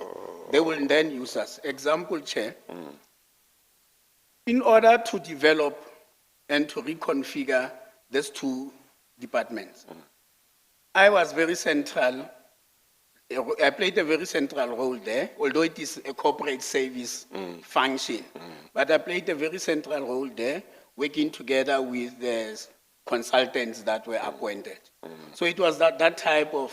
Oh, where, so it's just that you were available to them. then I get called. And in a way, you didn't have much work to do because I'm in a waiting room. Yes, oh, yes. Okay, now I understand. Chair, it's 4:15. I would like, with your leave, to try and finish this witness, Yes, I however think long it takes. I'm quite happy to continue. I know the witnesses from Bloemfontein, but Yes. I presume it would suit Mr. Mr. Thomas, Tsometsi. you are fine if we continue to try and finish. I will appreciate that, Chair, because I still have responsibility of audits that I must deal with back home. Yes, okay, all right. So I'll highly appreciate Your counsel, they are fine with that? Yes, Chair. Yeah, we are happy to To try and finish. to Chair, try and there is a finish very tonight. polite and tentative quid pro quo. Yeah, as long as we can just stay in the time that we need to be home before Yeah. 12 tonight. So. Yes, if we Okay. may start at 11:30 tomorrow, so I have time to prepare for the next witness.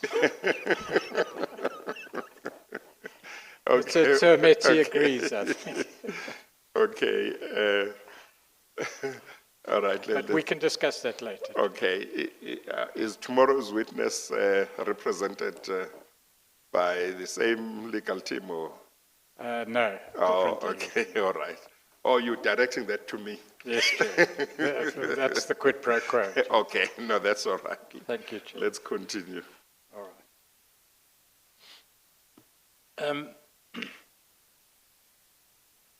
The legalities of the direct payment to suppliers is a legal question, and I really don't think it would help the chair much if we debated that. And in fact, you yourself say at the bottom of Well, page... except that, Mr. Pretorius, I wanted to ask the question. Bearing in mind your understanding of the broadness of the mandate you were given, why didn't you look into the question whether it would be lawful to make advance payments?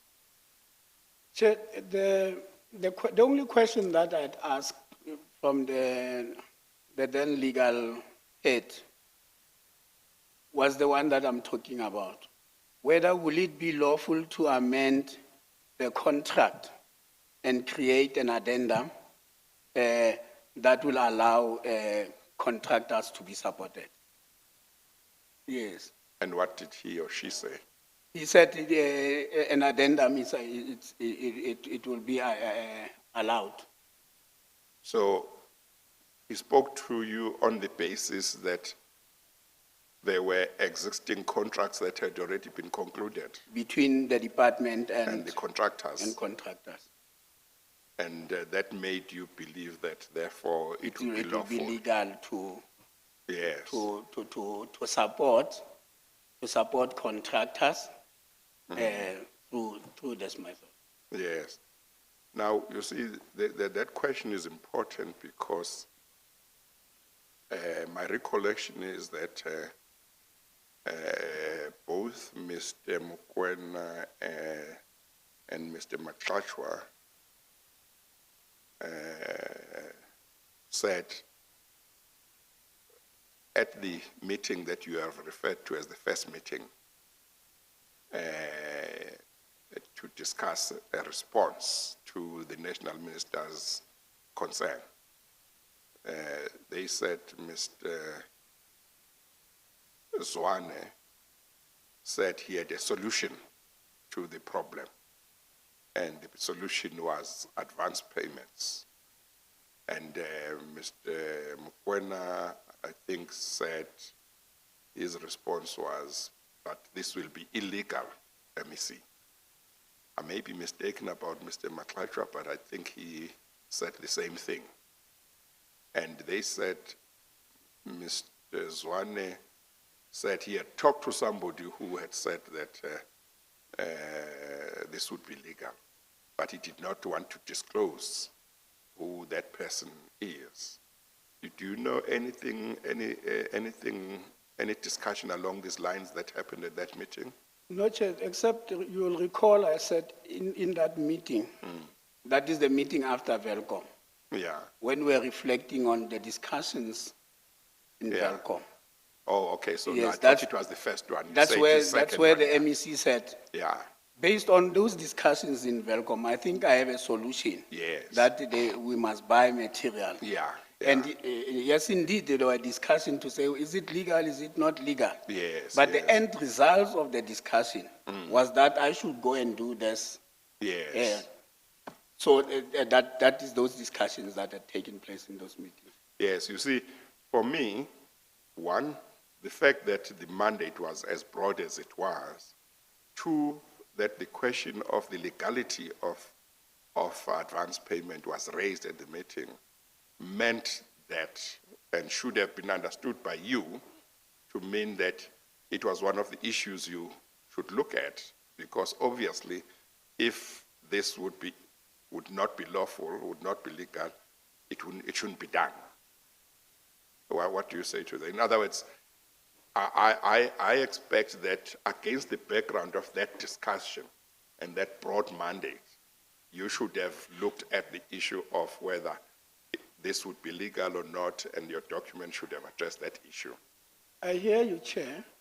At the time when I'm presenting this misinterpreted mandate to the accounting officer, and if it had gaps and there was still further clarity that is required on the legality, there's two avenues that the accounting officers could have utilized.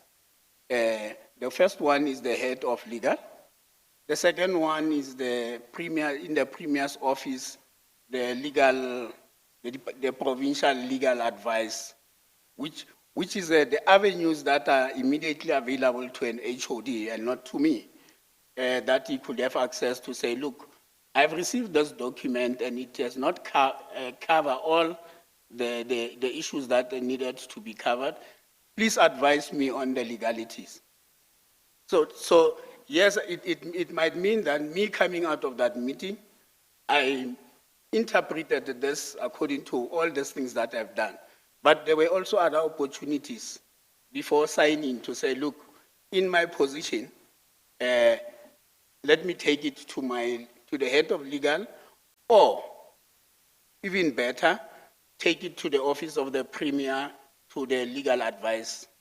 But service. you accept as fair the proposition that in the context in which the mandate arose, I limited the my broadness of the mandate, it's fair to expect that you should have dealt with the question of whether it's legal, it was legal or I not. accept, Chair. You accept that, yeah. I accept that. I Okay, missed all that right. part. Of course, maybe for the sake of completeness, I should say, Mr. Mokoena did say that when you brought your document to him, he rejected it and still maintained that making this advance payment would be illegal. he says you went away, and then he got a call from Mr. Zwane, who called him to his office, and they had a discussion about whether this would be legal or not. And he says, Mr. Zwane, I think he says, Mr. Zwane, I don't know whether it was earlier or not, but at some stage, Mr. Zwane, he said, well, this was his plan. If he did not want to implement it, he should tender his resignation, and he will be poor, blah, blah, blah, blah, blah, blah. And ultimately, he signed it. Chair, I prepared a document for the HOD. I left the document with the HOD so that the HOD will apply his mind, he will reject it, he will sign it. At no stage, Chair, did I discuss that document directly with the political office. Yes.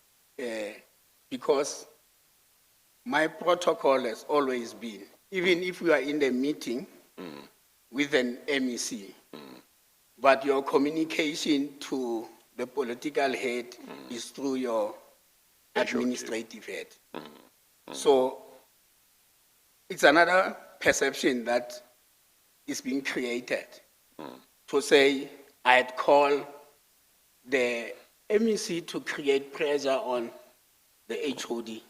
I think that will be, it's not correct. Well, I don't necessarily think that's what he meant. Okay. Well, what he did say is that you, the two of you and the HOD, had a discussion on the document when you brought it to him, and he maintained that advance payments would be illegal. My recollection is that he said you went away with the document because he was not prepared to sign it, and subsequently he got a call from the MEC. I don't think he necessarily says you spoke to the MEC or you didn't, maybe you did. But he simply says he was called by the MEC, they had a discussion, and by the end of their meeting, he signed. Yes. But in terms of your discussion with him, We had a discussion and I left the document with him. Chair. did he raise any issue about advance payments being illegal? No, Chair. I gave him the document. He said, I will look into the document and I will come back to you. Okay, And I left. okay. And he called me around about 5:30 in the afternoon to say the document, your document has been signed. As to what had transpired between him and... You don't know? I don't know, Chair. Okay, all right. Mr. Pretorius? To be fair to you, Mr. Tomete, you weren't employed as a legal expert in the Free State Human Settlements Department. It wasn't your job to advise on the law. And in fact, at the direction of the Premier, there is a legal advisor in the Premier's office whose specific purpose would be to have advised on this. To advise HODs and MECs. So if either the MEC or the HOD wished to have certainty, that's a As a course that platform. should have been followed. And as you say, when you discuss the legalities of this issue with Mr. Swanepoel at the bottom of page 534, that your mandate was to find out how to support contractors that are in need of support. I did not think about the legalities. I gave it to the legal people. Yes. Correct. And that's the reference to the amendment to the contract. Yes. Am I correct in that? And you repeat that at the bottom of page 536 when this debate continued as to whether it was legal or not to make advance payments. But let me put one practical issue to you because Well, before you do that, Mr. Pretorius, you see, Mr.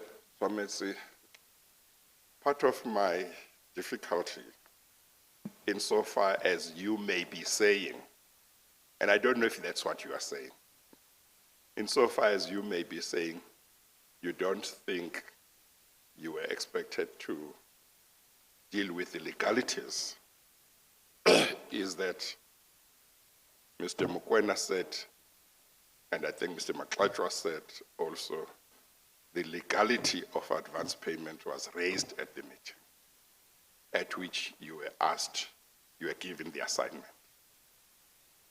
You also say in that meeting, there were people who raised the issue of whether it would be legal.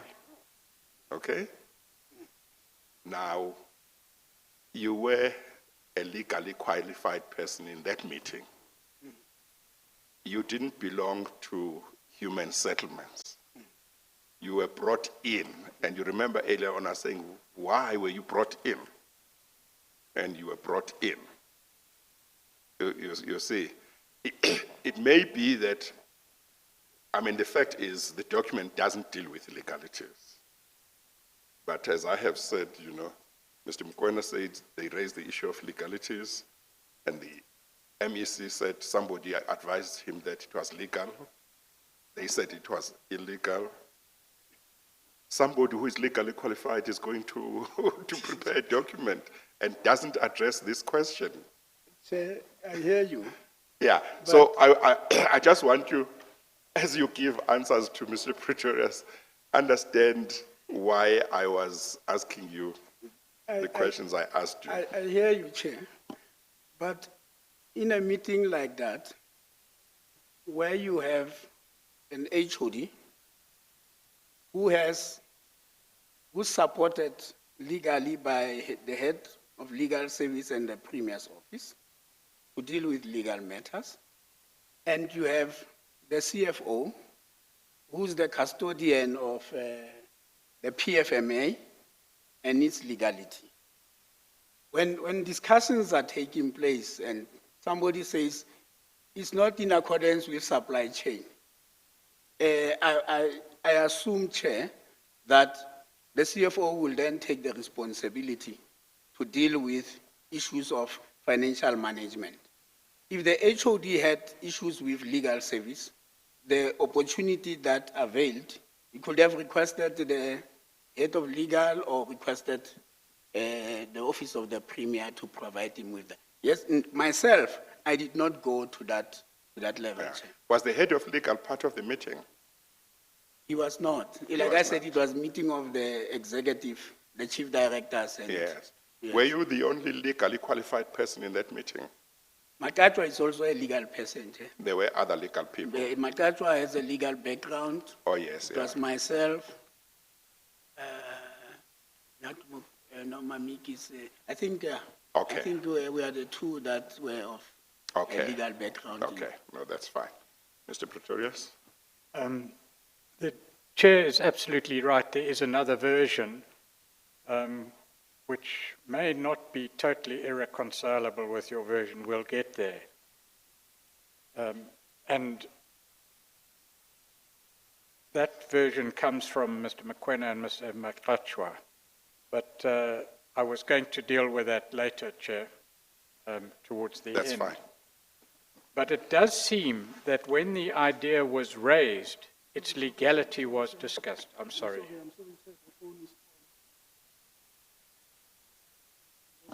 I'm sorry, is there a problem?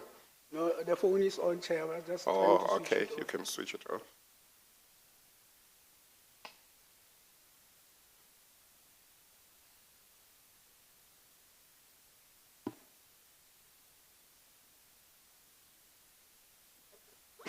Sorry, Chair. Mr. Tomiti, the different versions which have been highlighted now by the chair, I will put to you in due course. But it does seem that when the idea was proposed after the Velcom meeting by the MEC, that the legality of advance payments was indeed discussed. Correct? Like I said, the discussions took place. Yes. Yeah. You were then given a mandate. To go and research. Yeah. Yes. As I understand your evidence, at least, and we'll look at the other evidence later, you understood your investigation to be factual research into how to support and what had been done before, right? And as you say at the bottom of page 536, you didn't think about it from a legal point of view, correct? So what we know from the outcome is that document that was signed on the 25th of November was not a legal opinion, correct? And had they... I'm sorry, you'll have to say yes. Yes, Chair. So that Sorry. that's captured, yeah. If you nod, the answer is not captured. I say yes, Chair. Okay. So despite the fact that in the presence of the MEC, the legalities of advance payments had been raised, it seems that no legal opinion was obtained, correct? Yes, Chair. As a matter of fact, Yes, Chair. whether you should have done so or not, you've dealt with the chair on that. Yes. And the further point that is important, that had Mr. Swane or the HOD wanted a firm legal opinion on the legality of the scheme, the advance payment scheme, there was the Office of the Premier where Mr. Fenter was in charge, where that opinion could have been properly researched and given. Yes, Chair. Was it not a matter of concern to you that this was not done? No, Chair. Because I was dealing with what was expected from me. Can I just ask this, going back a little bit? This evidence by Mr. Mkwena and Mr. Maklachwa, if I recall correctly, that Mr. Swane, when the issue of the legality of advance payment was raised at the meeting, said he had been advised that it would be legal to do so, but did not disclose who had advised him. Is that something you remember as having happened at the meeting as well? I can't recall can't that recall. discussion, Chair. Yes. I can't It recall might the have happened, discussion it of... might not have happened. No, I can't recall that Yes, discussion. okay, all right. Yes.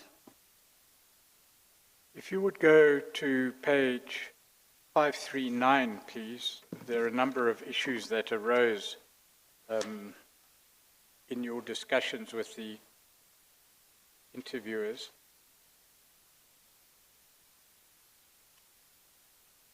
Mr. Lamprecht at page 539, line 4, asks, did you pay the supplier before he supplied the material? Mr. Tsometsi, yes, if you are the supplier. It is the view of a number of witnesses that suppliers were paid before goods were supplied, correct? With this intervention of how are we supporting contractors so as they are able to implement the expenditure recovery plan. The idea was the contractor will approach his or her supplier. They will agree on the cost for material. They will also agree that the supplier will serve as the storage facility for the material. The two of them will come to the department and request the department to agree in supporting the agreement. So what ultimately we were intending to do there, Chair, was now the suppliers, the contractors will no longer have an issue of access to material. Secondly, we will have mitigated the risk that material will have been delivered in homes of people and not be guarded, or we needed now to incur another expense of employing lots of security to guard. So by asking the material suppliers to be the warehouse or storage facility, or what we call an off-site delivery, it then allow for this tri-party agreement. And like I said, Chair, that the advice that I had received from the people that had implemented yet NACHA is that when we have done that, it's important in order to mitigate the risk that you create this monitoring capacity, that will then be able to be the one that reconciles for you and produce the reports as and when the material goes out, verify it with the work done on the ground, so as to be able to reconcile the two. In fact, as I understand it, is that the scheme involved payment to the suppliers before the suppliers actually delivered the materials to the contractors. Yes, because they were off-site storage facilities. Well, wherever they were in the meanwhile. Okay.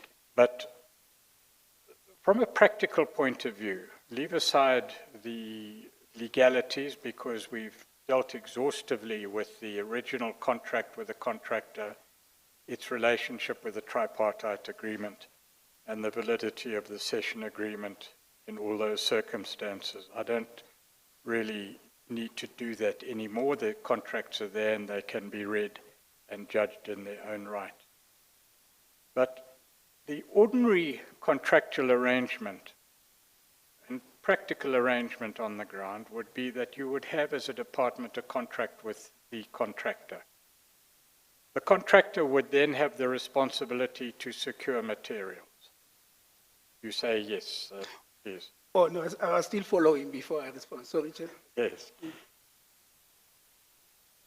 The payment that would be made by the department as the client would only be made once those materials had been delivered within the budget of the contractor, and once those materials had been incorporated in the foundations, walls, or roof, and that had been verified by the inspectors of the department. The structure of that scheme has its own checks and balances for the efficient expenditure of the department. Correct. Okay. Chair, like I had indicated that the problem statement that was analyzing the state of housing delivery in the country, the fact that there is this capacity gap that was created by well-established contractors pulling out from supporting government programs and creating a vacuum or a gap that allowed emerging contractors to be the ones that are now available, who will now have a problem of access to finance, a problem of access to material, and sometimes a problem of technical support. So what Mr. Pretorius is now saying is that under normal, had there not been any delay, the normal practice would have been, we have appointed contractors, they must go around, whether they go to the banks, they must go around and source the required finance that will enable them to buy material, do the work, and claim for the work done. That is, yes, that is the normal, under normal conditions, that is what will have happened. But in this abnormal, what I call abnormal situation of wanting to turn around delivery within this period of time, this is what was then proposed. You make the point fairly, Mr. Tsometsi, that this extraordinary scheme was developed not so much as to support emerging contractors, but to make sure you spent the money in time. Correct? No. It's not about money. It was about, remember this thing, we are reacting to what has been raised by contractors. And contractors were there to deliver houses. So, in supporting them as contractors, an expenditure gets incurred. But in the main, it was to support them so that we are able to implement our expenditure recovery plan. And the reason it is called an expenditure recovery plan is because it entails money. Yes, well, Mr. Tsometsi, I think you may have misunderstood Mr. Pretorius. from your own evidence and from the evidence of, I think, every other witness who has testified, maybe including Mr. Swan, maybe I'm mistaken about that. This was a reaction by the Human Settlements Department in the Free State to the National Minister's concern There's no expenditure. that the provincial department was not spending enough money that had been allocated.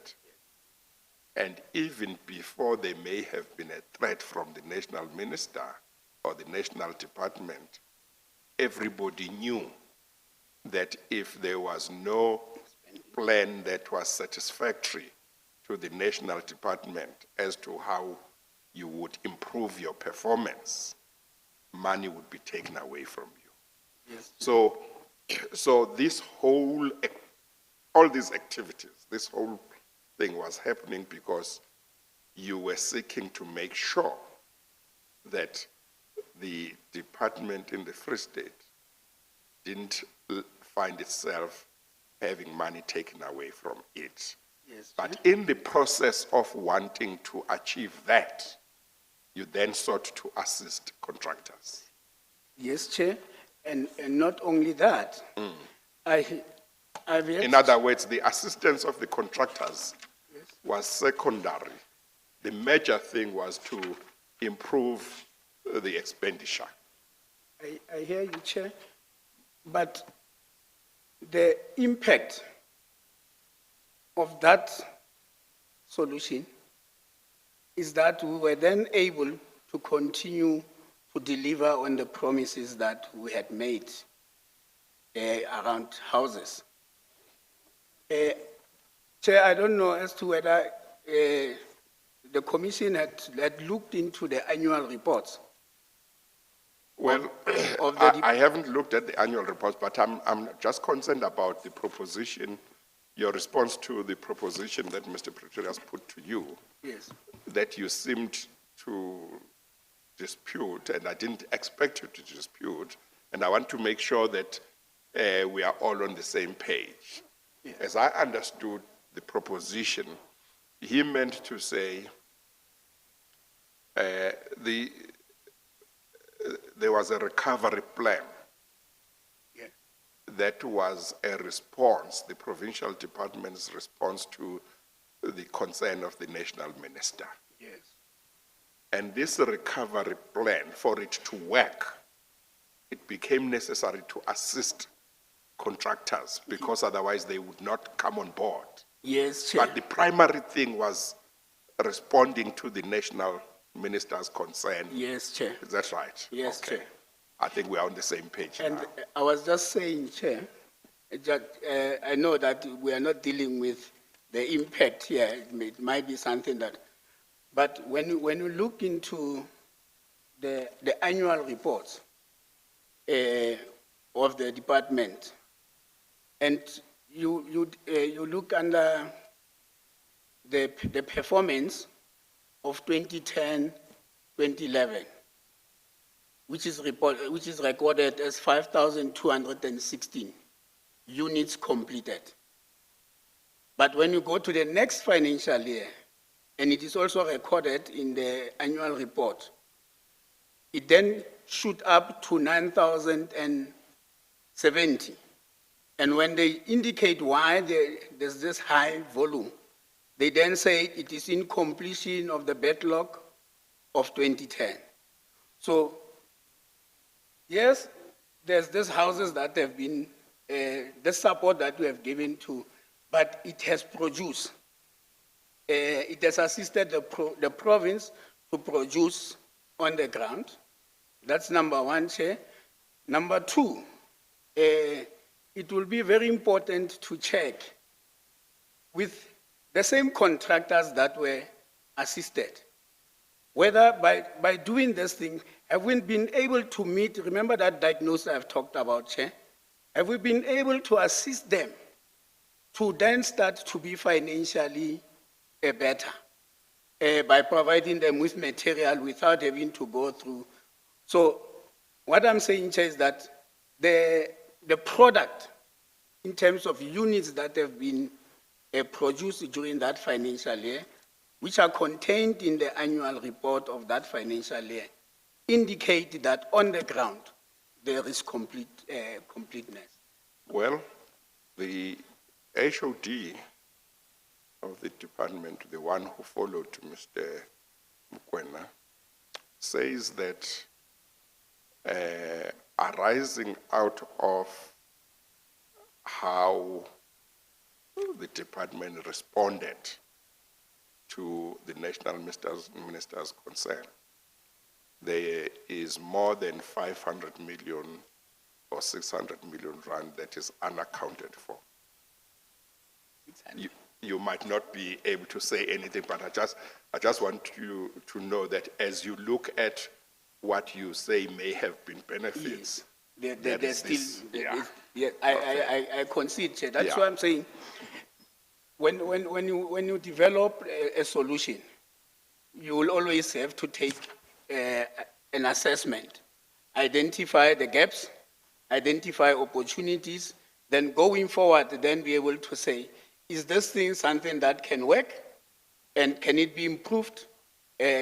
Now, this model that I'm talking about, Chair, in preparing to come here, I again went back and say, maybe there was something wrong.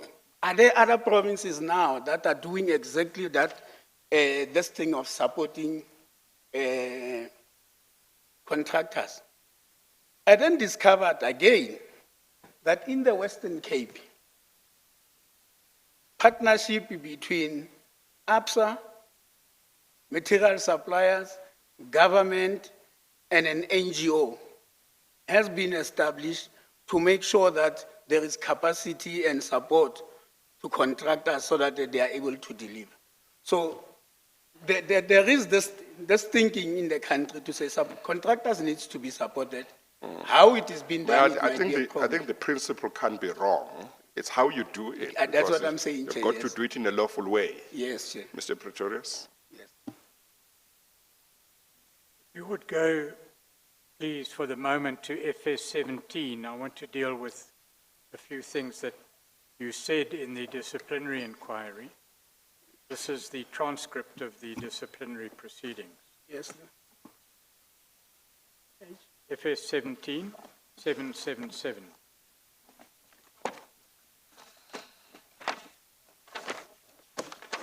Yes, sir. We know there was a database, we know, you may not know, but the database was composed of various categories of persons, including those who had bid for the tender in 2010. I understand that you don't have direct knowledge of that. But what happened was that from a large database, it appears that a selection of 106 contractors was made. You remember that? That's why when we refer to the ERP, Chair, we're calling it the 106 Yes, project, right. yes. So, and not only was the selection made, the houses were allocated to those contractors. Some were allocated 500, some were allocated 300 and the like. Who made that allocation?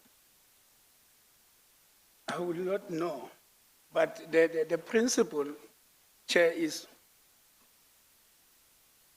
the MEC has the responsibility to provide leadership, direction, and oversight in a department. Now, direction in human settlement means there will be a plan. And this plan will say, in this year, these are the things that we are going to do, and we are going to do them in the following municipalities and towns. And based on the situational analysis that will have been done, it will say, because these are the hot spots, we will allocate more houses in those areas. So that is the leadership and direction that will come from an MEC. The HOD will then provide the administrative implementation, which under normal circumstances will then be to go into the database, develop a database, give proposal based on the functionality of different contractors to say, based on their functionality, this is what we are recommending. Discuss it with the MEC, then it gets to be an approved list of contractors allocated to the projects in different towns where they have been identified. That's how I understand it. Well, look please at page FS 17777. Yes. At the disciplinary inquiry, you said what normally happens in the department is that the MEC will make allocations, and then after making allocation, there will be appointment letters going to contractors. So they will receive these letters to say, you're appointed, please come and sign the contract.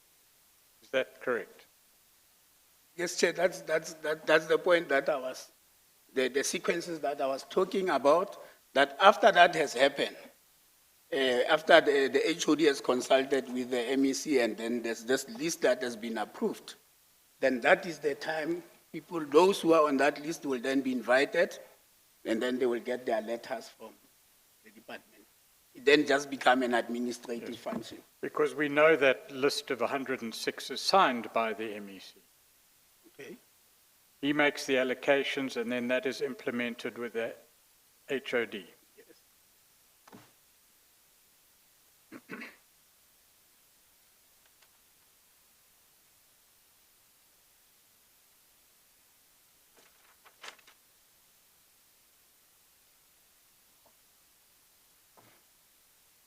Just one other matter before I get to the versions that need to be put to you, the Gauteng letter, and one other matter.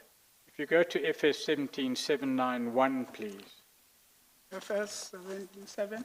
FS 17 at page 791.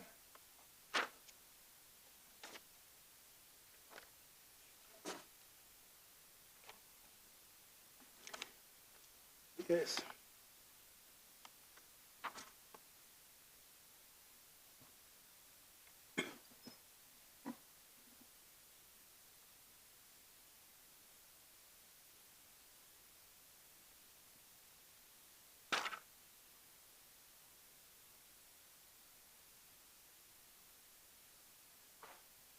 You were explaining to the chair of the disciplinary inquiry two issues. One, that the contractor had to provide a guarantee, correct, in the original contract. Chair, the issue around providing guarantee, from a policy point of view, it's contained in the policy to say that that is the ultimate where I think we want to go as a sector, that contractors will provide guarantees. But the practice, taking into account the conditions that are prevalent in terms of the contractors that have been getting, it has always been difficult. And I think the department has been lenient on the issue of guarantees. But when you read the policy, you will come across such an intention to say guarantees needs to be provided. But does the policy make the provision of a guarantee a requirement, or does the policy say, in the future, we will have to look at requiring contractors to provide guarantees? In other words, to the extent that in practice, the department may not have been insisting on guarantees, was it going against an existing requirement, or was the fact that there was no existing requirement for the provision of guarantees, but there was an indication in the policy that at some stage in the future, this may have to be made a requirement? I think it was an indication, Chair. It was not a requirement. Okay, That's how I understand it. okay. In any event, the contract provided a guarantee requirement. And the contract also provided for a retention. In other words, that the department would retain certain of the contract price until it was satisfied that the building was in accordance with the contract. Both those issues, firstly the guarantee, but especially the retention, were reduced in your version, abolished on other versions, or not enforced on other versions. The result is, well, number one, to help contractors, but number two, to speed up expenditure, because the money would then be spent and not retained. No, Chair, like I explained, if it was in the contract, there must have been a discussion that says contractors are not in a position to comply with the guarantee, and therefore the department did not implement that. But I'm not certain, Chair. I'm not able to give an immediate. You don't know. Yes. But I'm just raising those two together because you raised them together in the disciplinary inquiry. Yes. The point, I think, a more important point, is that there was a retention amount that was kept by the department. In other words, not spent, but the department decided it would spend and hand that over to the contractor before the retention period expired.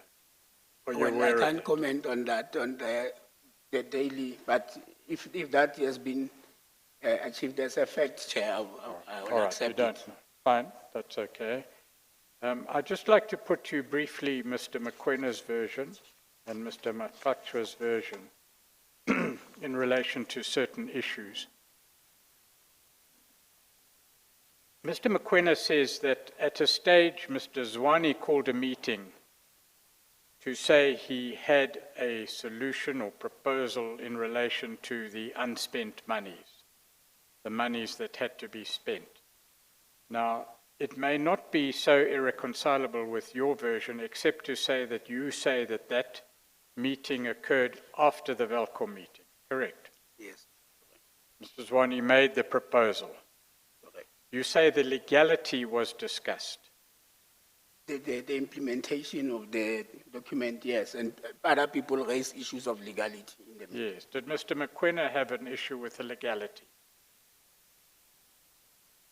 He says he did. I think, like I said, I think he spoke, he spoke on the issue of the legality in the meeting. It's one, like I said, there were many communications. So yes, he's one of those that spoke on the issue of legality. He says after the meeting, well, Mr. Zwane is reported by Mr. Mokwena as having said that you were mandated to research the legitimacy or the legality of the plan. That differs from your evidence. From what you are saying, it's like outside that meeting, the MEC mandated me. I'm saying in the meeting, out of the discussion, the resolution of the meeting was that I should, yes, Do factual research. yes, You didn't understand your mandate there to do be legal, to research the legality. yes. Well, Mr. Mokwena's version is that that was indeed your duty. I did not understand it that way. All right? You said, you considered that Mr. Mokwena raised the issue of the legality of advance payment. Do you remember whether he raised it in the sense of expressing a view that there was no problem with the legality, or did he raise it with a view to saying it was illegal or he doubted that it was legal? No, he raised it with the view that the legalities needs to be looked into. Okay. No, not. Yes. Yes, I mean, Chair, when an issue gets raised in a Yes, meeting, yes. different views, somebody will Yes. come and say, the financial sustainability needs to be, Looked somebody into. will come, the risk needs to be looked. Yeah. So in that Okay. spirit, Okay. it was raised. Okay.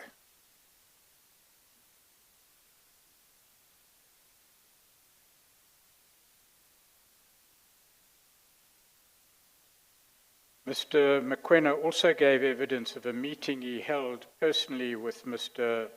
Zwane alone after perhaps this meeting or another meeting.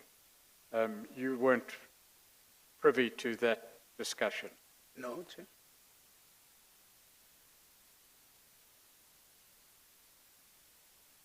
Were you at a meeting with the minister in February 2011?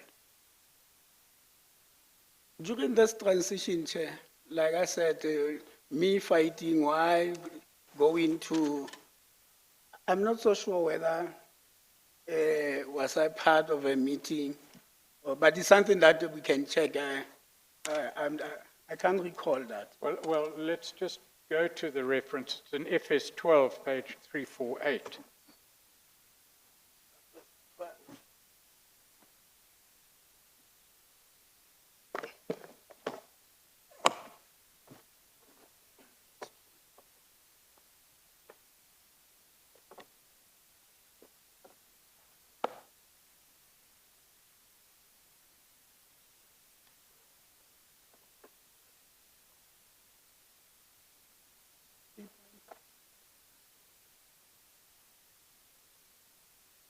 So you said FS 12? Page 348.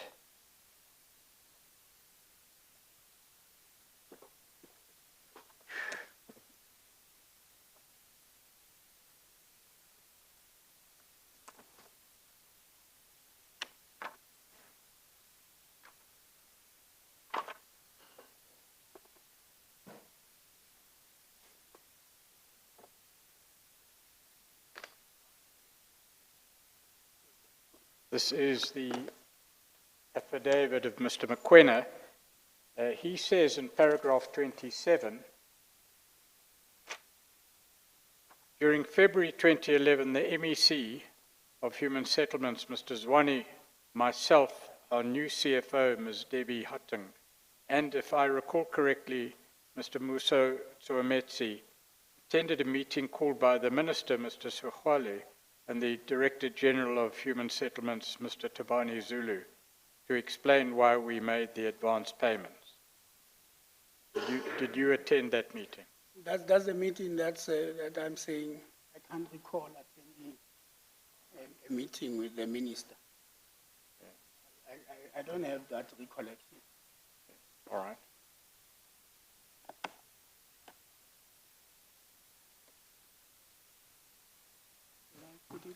Yeah, you can put it away.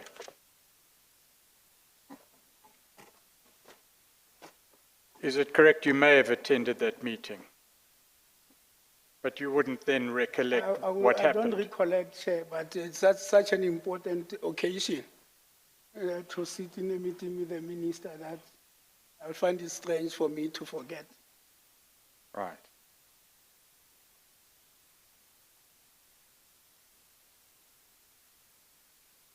In relation to the meeting at which the advance payment scheme or system was discussed, Mr. Maklatchwa gives evidence, or has given evidence, and he also said that Mr. Zwane called a meeting saying he'd come up with a plan for dealing with the unspent monies. That's the way he put it. Whether he came up with a solution or came up with a plan or came up with a proposal, if this meeting took place after the Velcom meeting, it would be more or less consistent with your evidence. Correct? That's correct. That's correct. However, one might describe the fact that Mr. Zwane made a proposal. We know that he made the proposal. Correct? That's correct. Mr. Matachwa says the opinion of that meeting was that the payment scheme would be illegal. What do you say about that? I think you would disagree. I'm not so He sure might say he whether- doesn't know. I'm not so sure what to say. I don't know what to say. You were not at the meeting. No, that's the meeting that I said there Or you was say you different don't op- remember whether you Yes, attended it that, or that not. the meeting concluded to, Yeah. I don't remember such a decision on the Yes, well, he did say that at that meeting, Mr. Zwane answered objections to the lawfulness of the plan. in the discussion, yes. Yes, by saying that he had been advised of the lawfulness of the plan which had been used in other provinces. Now, that would be consistent with the evidence that the Gauteng example had been raised at the Welkom meeting. No, at that time, Chair, when I was asked to do research, nobody knew about this, the Gauteng, because I had to come up with after doing my desktop. So it is impossible. In that meeting, what was raised was that in the previous financial year, advance were paid through NACHA. That's the only thing that was not Gauteng. To the extent that Mr. Zwane may have said that he had been advised that advance payments would be lawful, would be legal, is there a chance that you might have been the one who advised him like that, or is there no chance? Not at all, Chair. Okay, all right. Not at all. Okay. Then Mr. Zwane, who's still to be questioned in this regard, Mr. Tsometsi put a version up in his affidavit. In his affidavit, he said, in as far as the incident of funds advanced to the suppliers to deliver materials to the contractors, without the contractors paying for them, with the department tendering the payment thereof, a legal opinion was sought in this regard, and the legal department of the Provincial Human Settlements had advised positively to this effect and proceeded to draft the agreements between the suppliers and the department. What do you say about that? The legal opinion of the department will be the head of legal in the department. Well, that's what he says. What do you say about that? I will not know, Chair, whether he had a discussion with the head of legal. I will not know about Yes, that. well, I think he clarified that in his testimony on the 25th of September, Friday last week, and he said there that, well, really he was talking about your document. He wasn't really talking about a formal legal opinion, but So the you- document you provided, your 25th of So November. you regarded my document as a legal opinion? Yeah, that's what he said. He said when he says legal opinion, he is referring to your document. I will not know why will he say that. I mean, that is. Yeah, one thing is clear from your evidence is that it was not a legal opinion.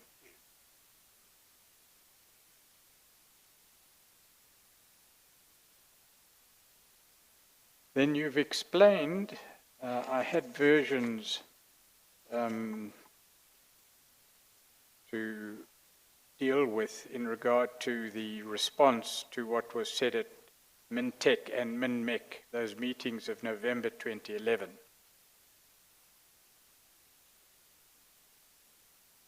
Makatwa said he's reported back to Mokoena, and the purpose of that was so that Mokoena could relay the criticisms of the scheme and the advice that it was unlawful to yourself and to Mr. Zwane. Did Mr. Mokoena ever do that? Not to myself, Chair. I don't, like I had said initially, I will now be knowing that there's not to myself. Right.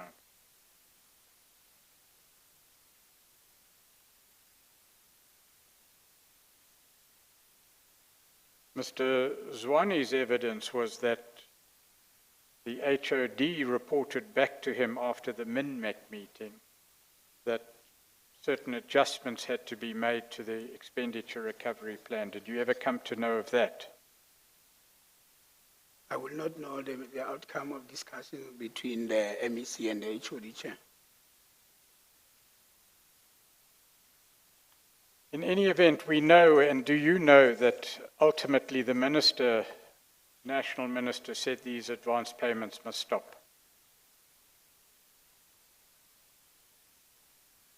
No, Chair. That never happened, or you don't know? No, I know that in, was it January or so? February 2011, and that's the meeting I referred to. Yes. And asked you whether you attended it or not. Or is it February? I think at that time I was already gone.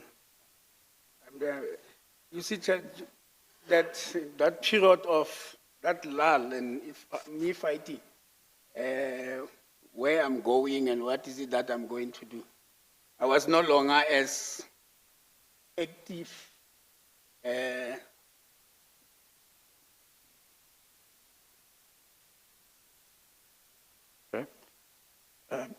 Something else that Mr. McQuena said before signing the document of the 25th of November, your document, in inverted commas, that he took issue with the legality of the proposal in the document.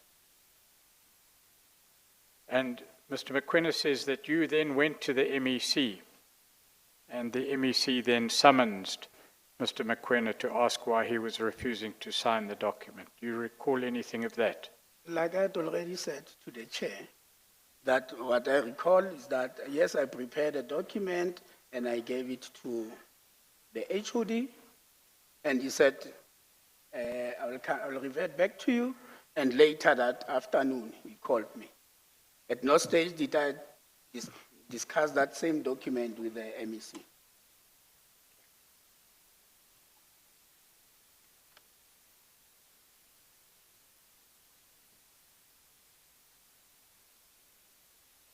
You referred to a letter that we should put to you, and unfortunately it wasn't put to Mr. McQuena, and if necessary that can be done. It appears at FS 12252. Is this the letter you were referring to from the HOD to Mr. Tabani Zulu of the National Department? FS 122. 252.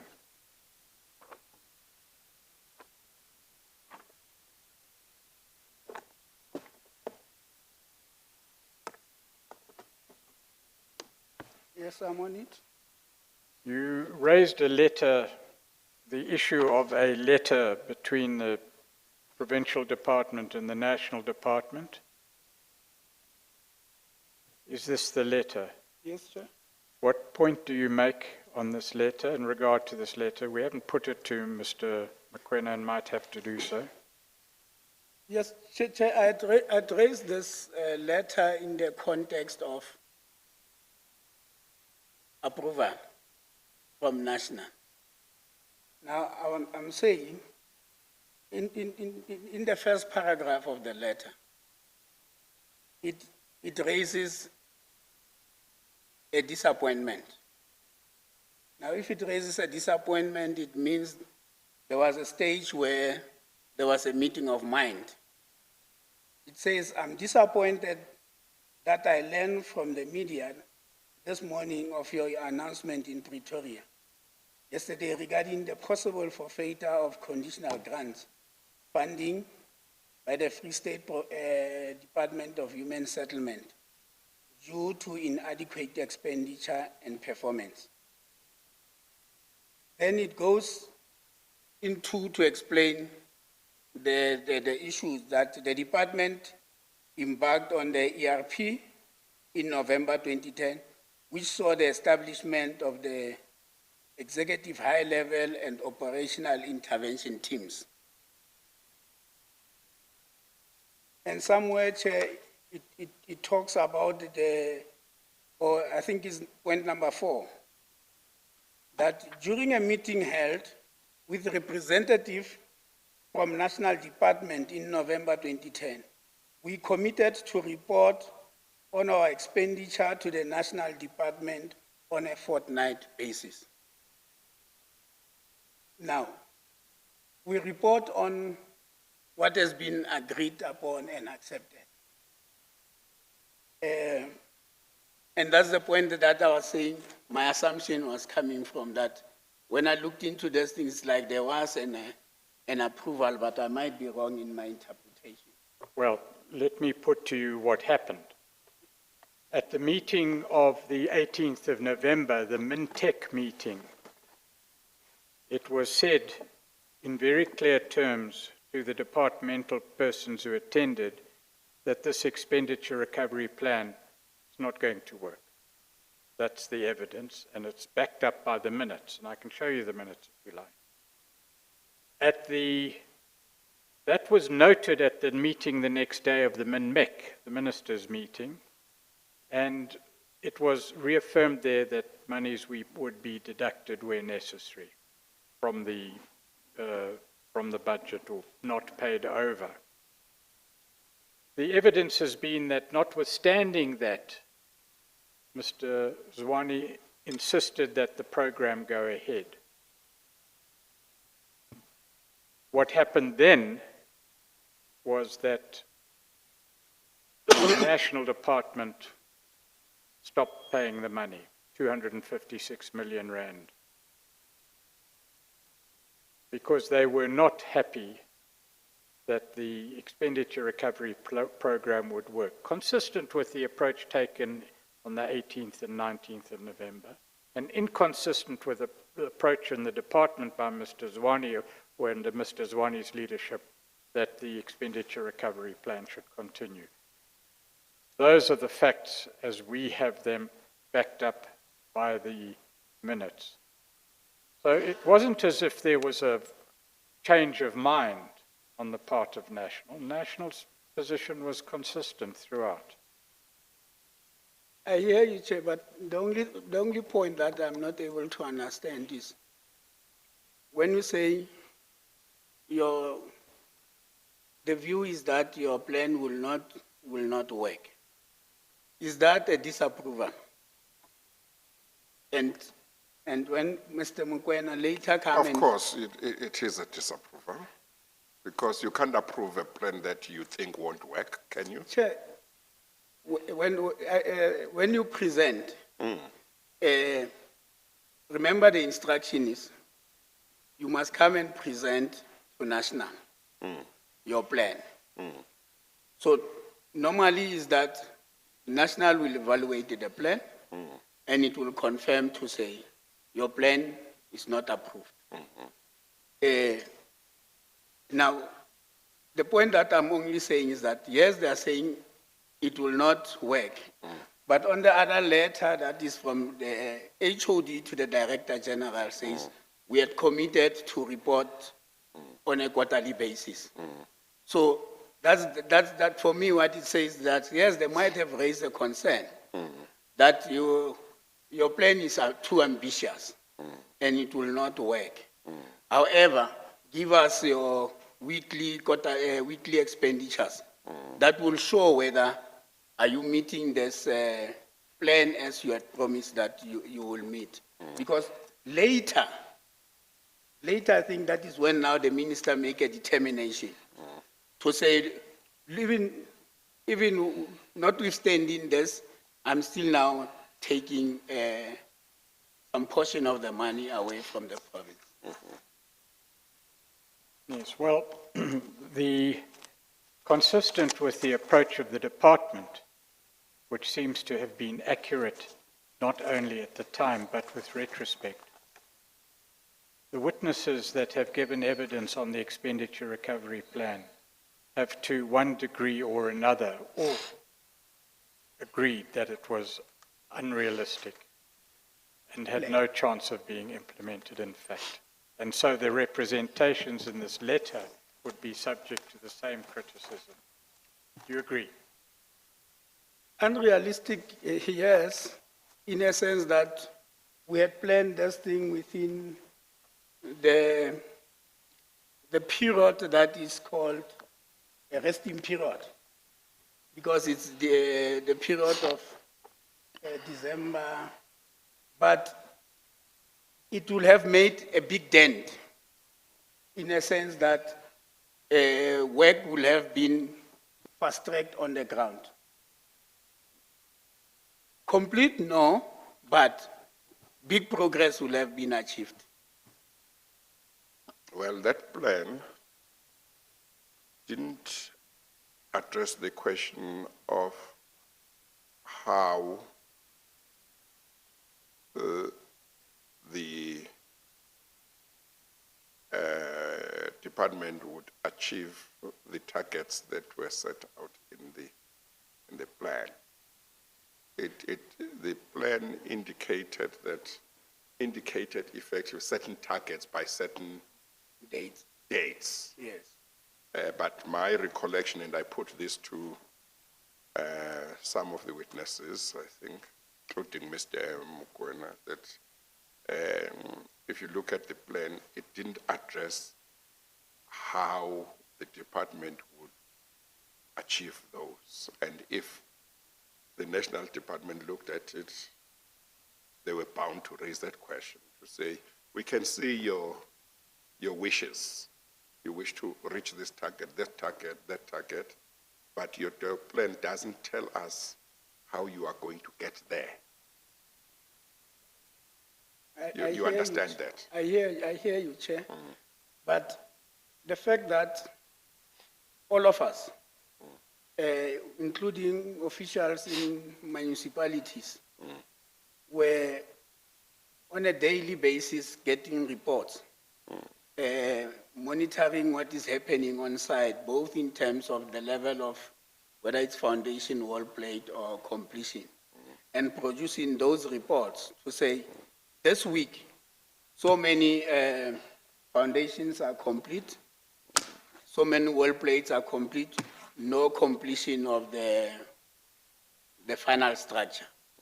We were able to have that information that begin to show that there is progress that is taking place on the ground. Well, there may have been progress.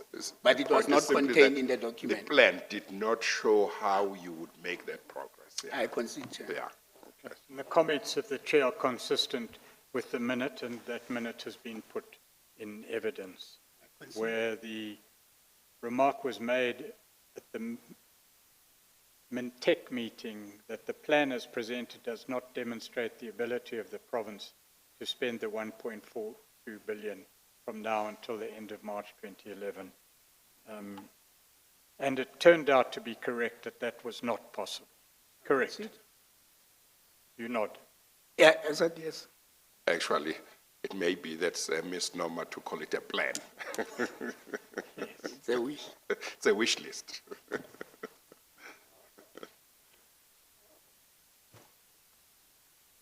There's one more issue that I have to deal with, and that is the issue of the Quena properties. You know that issue. Yes. It's dealt with in the transcript. Yes.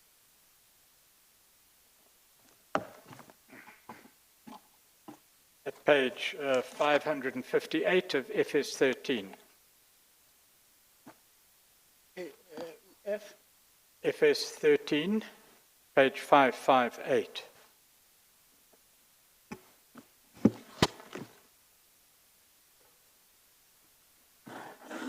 Yes, Chair. Right, well, would you tell the story, please, to the chair about France Maquena and Quena property developers?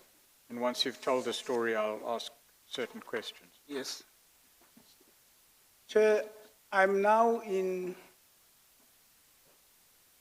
the Department of Agriculture. Late 2011 or so. And an opportunity presented itself that there is a contractor in the nearby town that is looking for people that can implement his project. Now, people that I was sitting with indicated to have an interest to approach this contract. And I've indicated to them that, look, I will also have an interest because I have a situation that I must get employment for my wife. So if there is an opportunity of bidding for subcontracting, I will be more than willing to join your group and go and make such a presentation.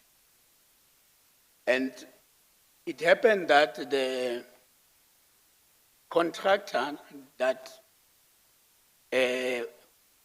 wanted to somebody to implement his Kwena properties.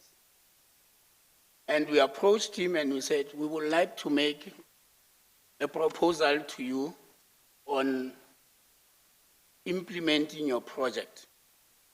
We will bring together a pool of capacity, different knowledges, and then implement your project. And that is how Kwena Properties was approached. All right. Just by way of background, at this time, you would have known that special measures had been put in place by the department in the Free State to assist contractors, Yes? even to arrange for advance payments. Yes? And with that knowledge, you went to one of the developers, Kwena Property Developers, one of the contractors rather, and said, let me build some of your houses.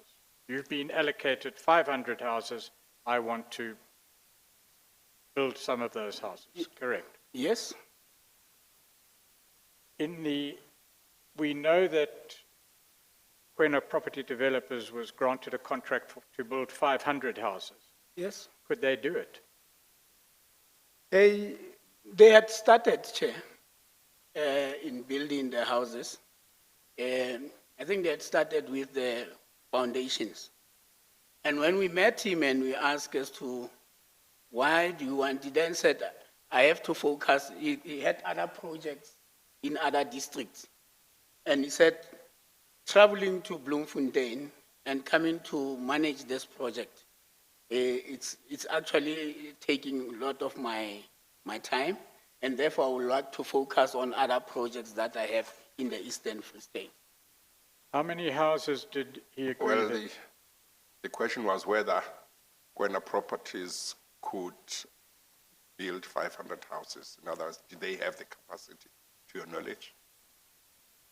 I mean, sir, if they had projects in Bloemfontein and they are running other projects, I think I did not ask them about their capacity. Really. Yeah, okay. Well, because it was not an issue of we don't have capacity. It was an issue of we are focusing somewhere else, and this project needs to be implemented. You agreed with him then that you could build houses under his contract? Yes, as this group. How many houses? It was still the 500 project. There were some few foundations that were constructed, Chair. How many did you end up building? How many houses did you end up building? When Kwena contract was ultimately, because like I said, because of performance, when we ultimately, it was terminated, on the ground we had 128 completion, we had 300 foundation, and we had material that we had bought that were on site to the value of 600,000. As I understand it, you informed the investigators on page 562 that you built around 20 to 30 houses. No, the Chair, That's at page 562. yes. I think it's at this stage that I need to reflect my discomfort. The commission calls me. The commission says, we are sent by the chair, and the chair is asking whether, are you willing to help us to clarify certain things in, I say, why not? Anytime I'm prepared to tell what has happened. So I'm going into a meeting with the commission with that open mind. In the commission, the commissioner representative says, when is the police coming to question you? Now, immediately it creates a discomfort. I'm here to talk to the commission with the hope that I'm assisting the commission to achieve a particular objective. Now, when I'm being asked, when is the police coming to, it then changes the environment. And so when I was asked the question, I was trying to illustrate that on a week, we could be able to build 20 or so, even before I completed that. So little, then I realized that, look, I must have said something that I was not supposed to have said here. And so in that context, that is where the 20 comes from. All right. How many houses were ultimately built is not the issue, certainly as far as we're concerned, the side of the room. What is of concern, perhaps, to the chair is that someone who is integrally involved in the development of a plan to help contractors in a way that is, to say the least, extraordinary. Its legality also seems to be a matter of much agreement, maybe not total agreement, then obtains the opportunity with his position and knowledge to construct houses and benefit from that scheme. Did you see any conflict of interest? Okay. Yes, Chair. This 500 project, Chair, did not receive the advance. So it did not benefit on the scheme that we are talking about. The material that was bought there was bought by resources that we provided, not the resources from the scheme. So when I was asked the question, do you see a conflict of interest in subcontracting to a contractor that has received the work from the state? I then said, no, I don't see a conflict of interest, because I raised two issues, Chair. The first issue was the Free State economy is 60% driven by government investment,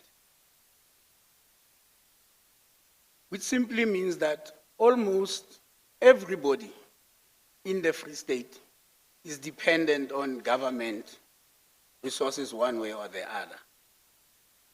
And therefore, if somebody has acquired a project with the state, I did not see it as a conflict of interest if I get to subcontract with that particular asset.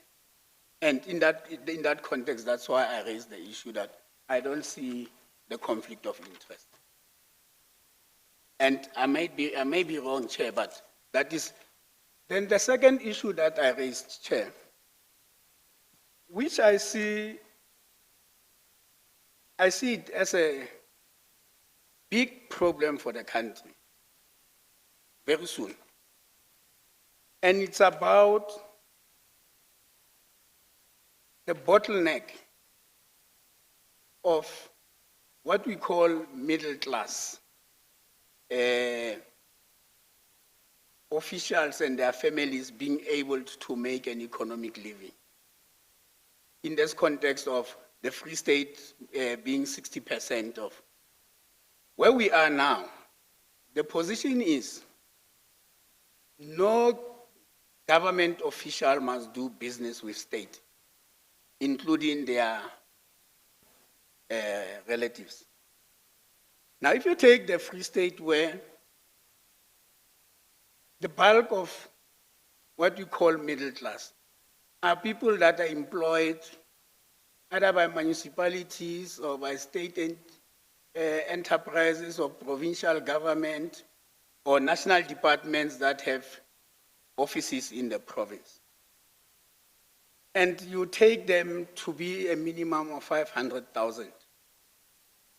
And each one of them is responsible for 3 heads in there. It means that, in actual fact, out of a population of 2.8 million, already 1.5 million of that population is strapped into not being able to do business. Now, I'm calling them middle class, Chair, because the bulk of people that are able to have their children go into school and coming back out of school and not be able to be absorbed by the state, because the state can't absorb everybody for a job, are the ones that are sitting in this category of unemployed youth with qualifications. And if we interpret this issue of not doing business with the state in a broad interpretation, we are setting ourselves for a big problem. Because very soon, we are going to have a problem where this interpretation of you can't do business, it simply means, Chair, even when my son applies for a job and the surname Tswameti comes, the few people that will be doing selection will find it difficult to put Tswameti on the short list, because they will then say it is nepotism, because their father is also in government. Now he goes out. He's not able to do business with the state, because if you do business with the state, you must declare it is tenders, the normal process. Now he goes to the third leg, trying to do business with the private sector. Yes. Which is having business with government. And it is also a big problem. So I was raising this issue of conflict of interest in that context, sir. Okay, Mr. Pretorius. Well, we're not dealing here with a person who's employed by the state doing business generally with the state. That is a different question. It's been addressed politically, and perhaps the chair will have his own recommendations in this regard. Okay. We're dealing here with a much narrower issue. We're dealing here with a person employed by a particular department, dealing with a particular project, doing business within that project. Yes.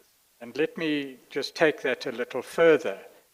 In your capacity, Mr. Tswameti, as an official dealing with the contractual arrangements with contractors, it would be your duty to make sure that the principles that govern public procurement and public expenditure of money are implemented.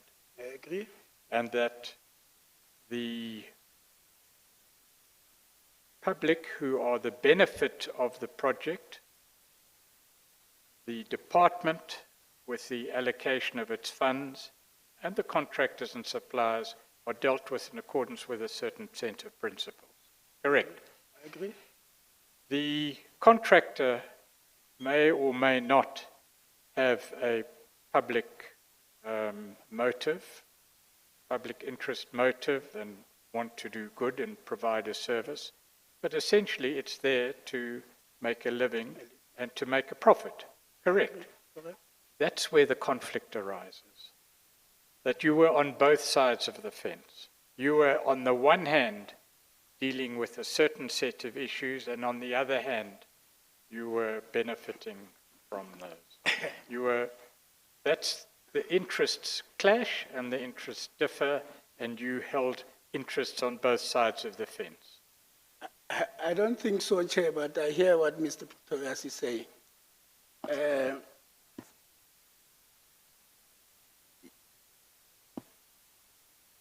At the stage of the appointment or selection of contractors, I was totally not involved.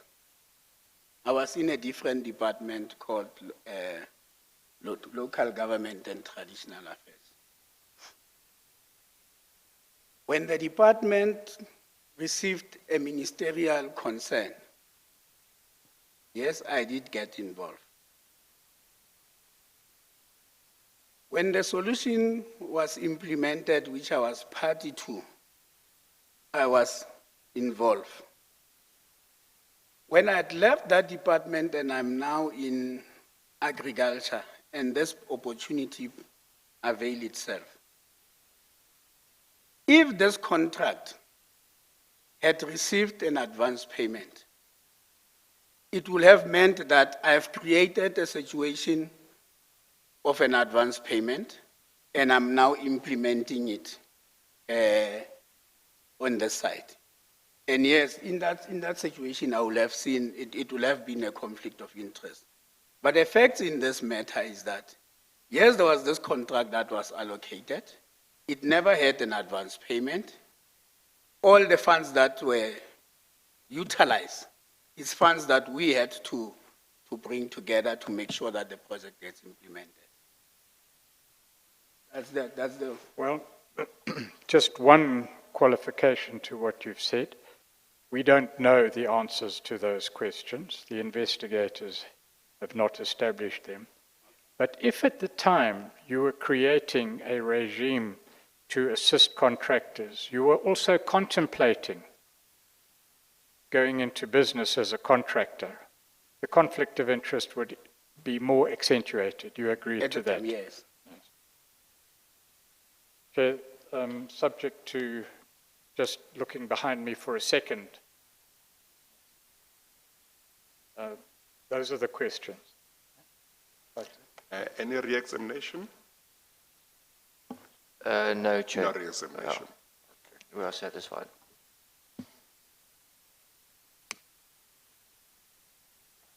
Thank you very much, Mr. Tswametsi, for coming to give evidence. If the commission needs you again, we'll request you to come back. But for now, I'm going to release you. Thank you to everybody for your cooperation. We have set until 5:45. Again. Yeah, again. But, thank you for the opportunity, Chair, for me yes. to come here and share what had happened.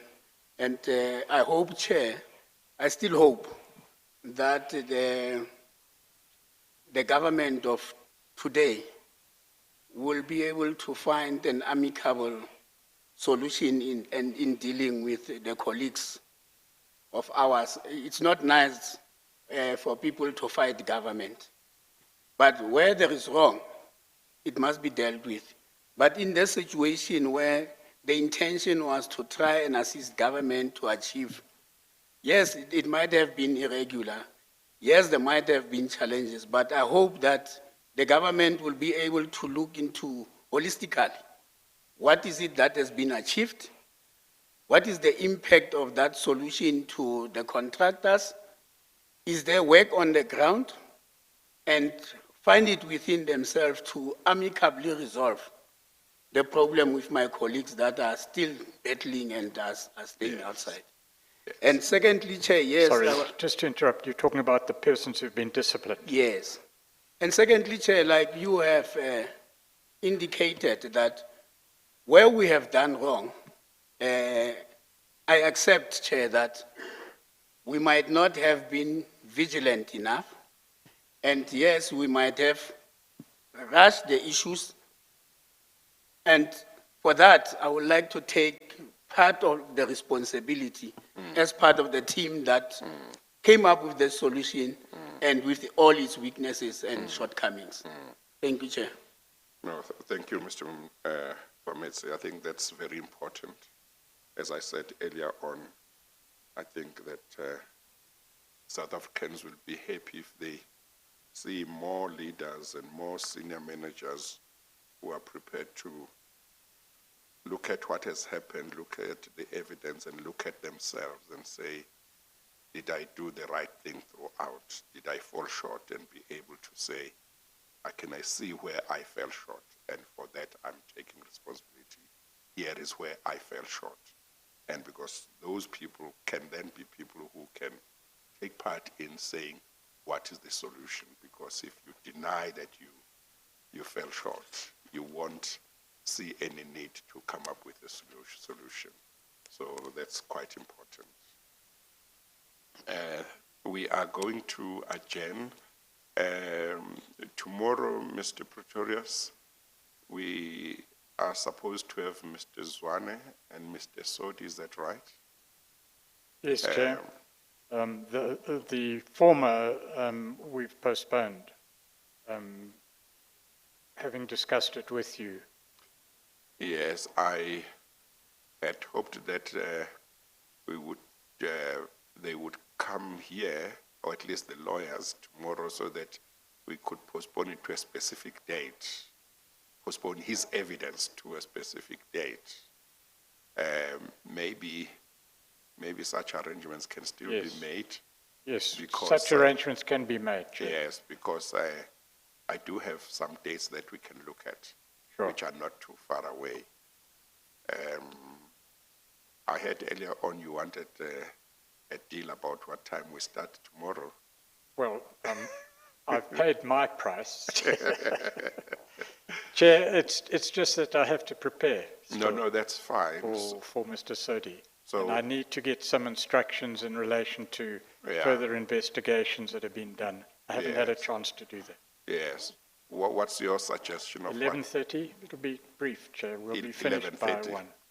11:30? Yes, Chair. Okay, all right. Thank you. We'll start at 11:30 then tomorrow. And then we'll be hearing we'll formally postpone Mr. Zwane's evidence to a specific date, and then I'll hear Mr. Sodi's evidence for him to complete on the asbestos matter. Thank you, Chair. Okay. Thank you to everybody. We'll now adjourn. We adjourn.